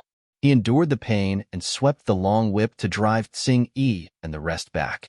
Taking this opportunity, he immediately fled to the forest behind him. The poisonous mosquito swarm was behind him. Long Fei Yi must also be behind him. It was not worth it to fight against so many. He had to ask for help. Seeing that he was about to leave, the masked man's lips curled into a bloodthirsty smile. The game is over. After saying that, he clenched his fist. Suddenly, Gu felt something tugging on his shoulder. He subconsciously turned his head to look. Only then did he realize that the 3 darts that were deeply embedded in his shoulder were actually connected by 3 threads as thin as spider silk. These were spider darts. The other end of the spider silk was in the masked man's hand, and this end of the spider silk had already been deeply embedded in his body along with the poison. Who was this masked man? He actually had such a top-grade poison weapon. Han Yunshi was also shocked. This was the first time she had seen such a thing. She pulled out the dagger that she had brought along and wanted to cut off those 3 threads of spider silk.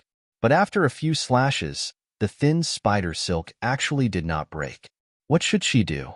Han Yunshi couldn't care so much as she stretched out her hand to grab the darts. Who knew that once the darts were pulled out, blood spurted out from Gu's shoulder? What was even more unbelievable was that the spider silk was not pulled out. It was as if it had been implanted into Gu's body.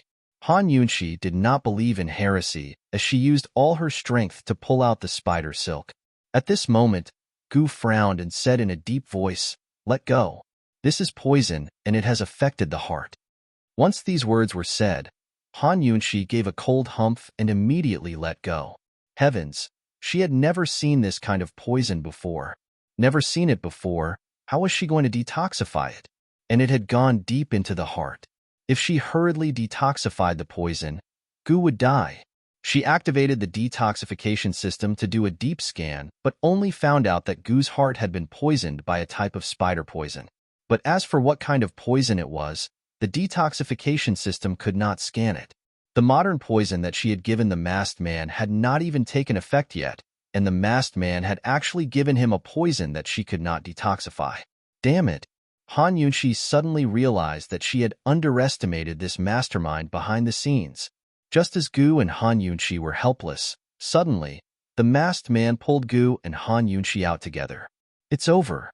Unexpectedly, at this moment, a large swarm of poisonous mosquitoes suddenly surged out from the forest and swarmed towards Han Yunshi and Gu. Han Yunshi's hand still had the scent of the mosquito coil.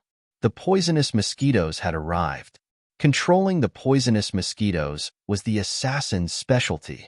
Logically, the masked man should be happy, but who knew that he was anxious? He pulled the spider silk fiercely as if he was afraid of the poisonous mosquitoes. Unfortunately, his speed was not as fast as the poisonous mosquitoes. Han Yunshi had stopped releasing the mosquito coil for a long time. Now, only the scent remained on her hand. The poisonous mosquitoes seemed to have smelled the scent of their favorite blood and swarmed towards Han Yunshi crazily. Han Yunshi had forgotten about the poisonous mosquitoes. Seeing this, she immediately activated the detoxification system to release the mosquito coil. If there was no mosquito coil, her hand would become the target of public criticism. Just thinking about it was terrifying. Just as Han Yunshi released the mosquito coil, the dense poisonous mosquitoes instantly enveloped her and Gu. At the same time, they were less than 10 steps away from the masked man. The masked man was still pulling with all his might, but suddenly, Gu's shoulder loosened. The spider silk broke. What happened?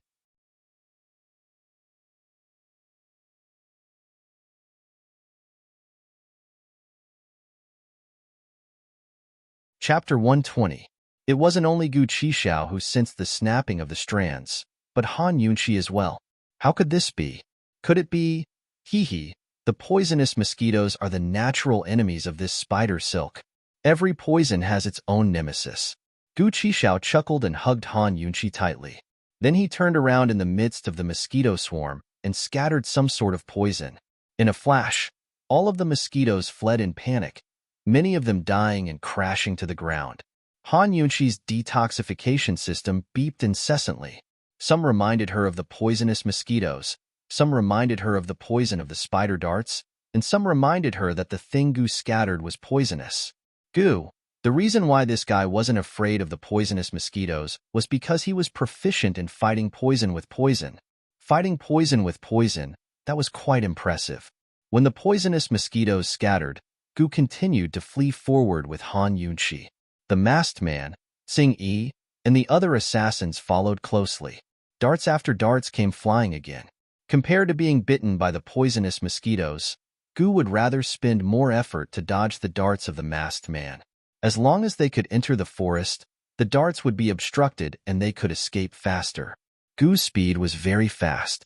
Han Yunqi nestled in his arms and could hear his strong and rapid heartbeat. She couldn't imagine that such a gentle and enchanting man's heartbeat could be so masculine. Gu's speed was already fast enough. However, the masked man was also terrifyingly fast. If they hadn't taken the initiative and escaped quickly, they would have been caught. Just as Gu was about to enter the forest, a dart suddenly flew past him and hit a tree trunk. It actually bounced back. What a powerful darting technique. This time, Gu hesitated for a moment and dodged sideways.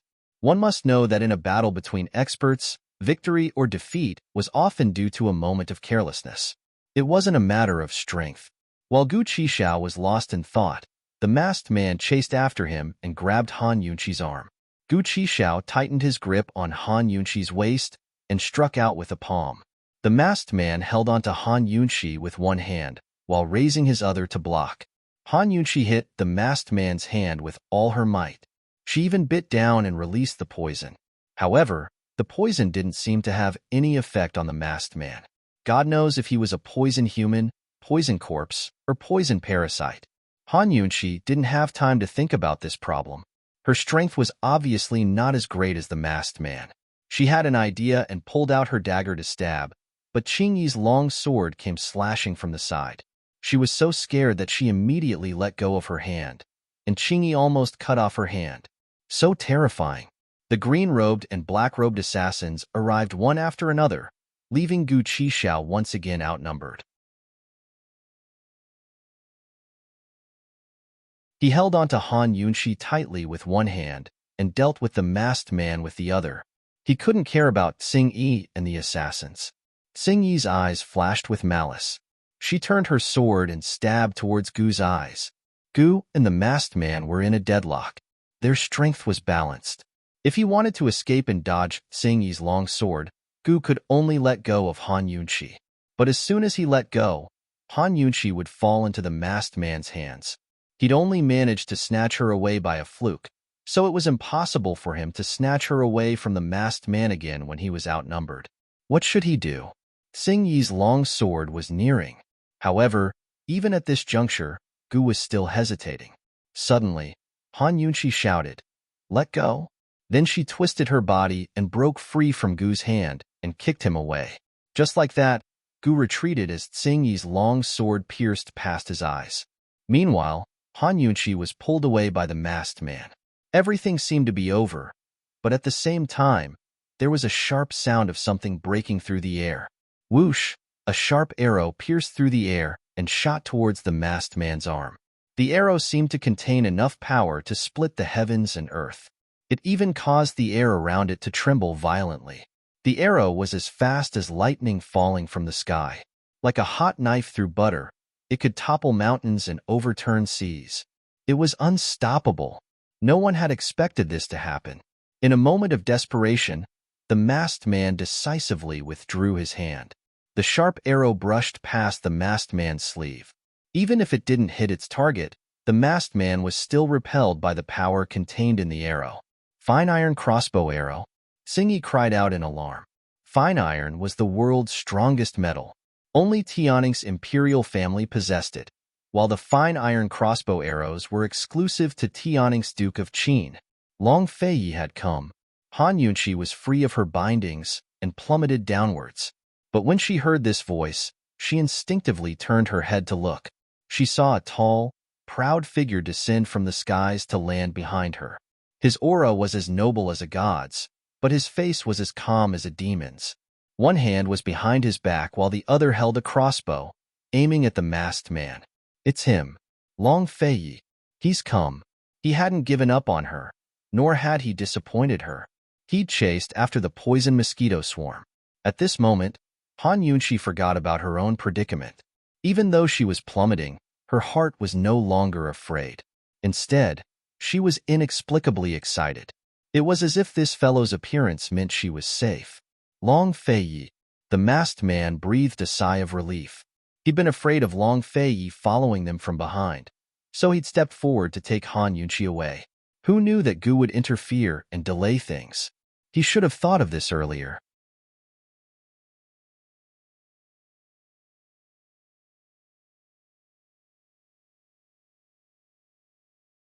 At this moment, Mu Qingwu and Guard Shangwan caught up and quickly joined in. Long Fei didn't give chase. His gaze was locked on the masked man in the distance.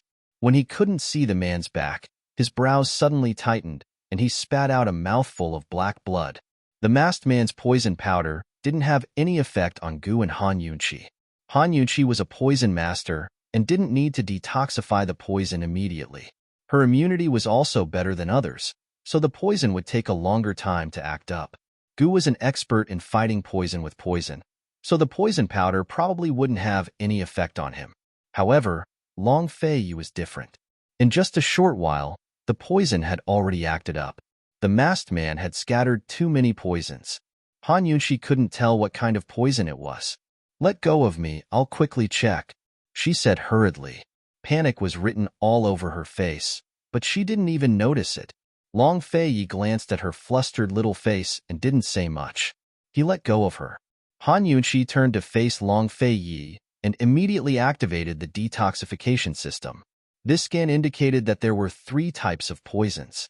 That damned masked man. Could it be that the poisons in his darts were all different? Seeing the bloodstains on Long Fei's lips, Han Yunqi didn't think much of it. She stood on her tiptoes and reached out her hand. Long Fei pulled her back and said unhappily, "What are you doing?" He was very obsessed with cleanliness. Since he was young, he hated other people touching him, especially his face. "After collecting a blood sample for analysis, I'll be able to determine which of the 3 poisons you have." Han Yunqi was still anxious and didn't think too much about it. Long Fei hesitated for a moment. He lowered his eyes and didn't look at her, but he still slowly let go of her hand. Han Yunqi's pale little face was filled with seriousness. She stood on her tiptoes again and reached out her index finger to gently touch the corner of Long Fei's mouth. She gently wiped away some of the blood stains. As if it wasn't enough, she gently wiped a few more times. It was a delicate touch. Her fingertips accidentally touched his thin lips. It was soft and itchy. There was an indescribable strange feeling. Long Fei unconsciously looked up at her. However, Han Yunqi's thoughts were all on the poison in Long Fei's body. How could she know how intimate this action was? She was still as serious as ever. After collecting enough blood, she immediately let go.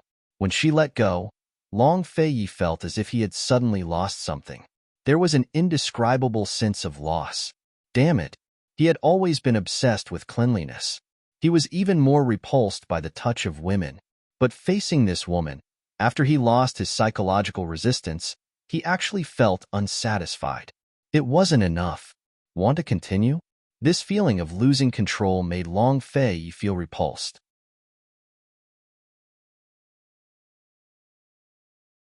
He avoided her gaze and turned to look at Gu. Han Yunqi didn't know what Long Fei was thinking. Once she collected the blood sample, she immediately squatted on the ground and took out the medical bag she carried with her.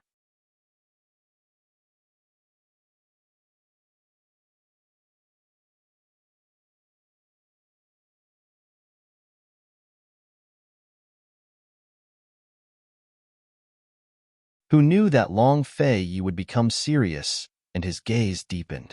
What are you afraid of? Afraid that this prince will die? What was she afraid of? Han Yunqi didn't think that much. She was just anxious and afraid. Meeting his questioning gaze, she suddenly felt uncomfortable. She only felt that this guy was very strange and seemed to be a little different from usual. She pursed her lips and said jokingly, "You risked your life to save me. No matter what, I have to save you." Who knew that Long Fei would say coldly, "You're thinking too much. This prince only believes that you can detoxify the poison." If he didn't know that she had the ability to detoxify poison, why would Long Fei, who cherished his life so much, rush down to save her despite the sky full of poison? After all, what he feared the most was poison. Risking his life to save her? This woman wasn't that valuable to him. Han Yunqi obviously knew that Long Fei was certain that she could detoxify the poison, which was why he came down to save her. In fact, she was already very grateful that he discovered the poisonous mosquito swarm and rushed down to save her. She didn't dare to ask for more than that. Ignoring the trace of inexplicable sorrow in her heart, Han Yunqi chuckled. "This concubine knows that your highness believes that this concubine can detoxify the poison. So this concubine was afraid that I wouldn't be able to detoxify it and let your highness sacrifice himself in vain." Seeing Han Yunqi smile so brightly and so indifferently, Long Fei felt a kind of anger that had nowhere to vent. He originally thought that this proud woman would refute him, but she actually belittled herself. "Why did you run to the southern mountains to pick tea for no reason?" Long Fei changed the topic. If this woman hadn't gone to the southern mountains, the assassins wouldn't have had a chance to make their move, and there wouldn't have been so much trouble. "I heard that the Red South Peak is good, so this concubine wants to try it." Han Yunqi was still smiling faintly. Long Fei looked her up and down and saw the whip wounds on her arms, but he didn't ask. Instead, he said coldly, "Did those assassins say anything? What clues did they leave behind?" "That masked man is the true mastermind behind the spies, and he's called their master. His left and right arms are called He Sha and Qingyi respectively. They're both women and their mouths are very tight, so I couldn't get anything out of them. I just knew that Qingyi should be the one in charge of all the spies in Tianning. Sister One is her direct subordinate, and she was the one who concocted the 10,000 snake poison in the young general's body," Han Yunqi replied seriously. To her, her greatest regret this time wasn't that she couldn't catch the mastermind, but that she couldn't catch Qingyi. Han Yunqi hesitated for a moment, then said, "I suspect Qingyi is hiding in the capital." A trace of vigilance flashed through Long Fei's eyes as he asked seriously, "Do you have anyone you suspect?" Although Han Yunqi didn't want to say it, she still had to. This matter involved many aspects, and she couldn't hide anything in front of Long Fei. After a moment's hesitation, she still opened her mouth. "Qingyi is a middle-aged woman who's taciturn and cautious. Combined with the clues we already have on the 10,000 snake poison, I suspect that Qingyi is very likely the Han family's third Madame Li Mingmei." Then she quickly added, "Of course, this is only a suspicion. After all, there's no evidence for the 10,000 snake poison, so it's only a guess." Long Fei's lips curved into a cold smile as he said coldly, "We've already found evidence, and the results will be out soon." "What?" Han Yunqi was shocked. Could it be that Long Fei had found something in the Han family? When Long Fei said that Bai Lu had stolen the tea leaves, Han Yunqi was very surprised. She didn't think that it would be like this. She didn't think that they would actually find the tea leaves. Originally, all the clues pointed to Madame Li and Han Ruoxue, and with the addition of the tea leaves, it was very likely that the tea leaves contained the 10,000 snake poison. As long as the 10,000 snake poison was found, this case would be solved.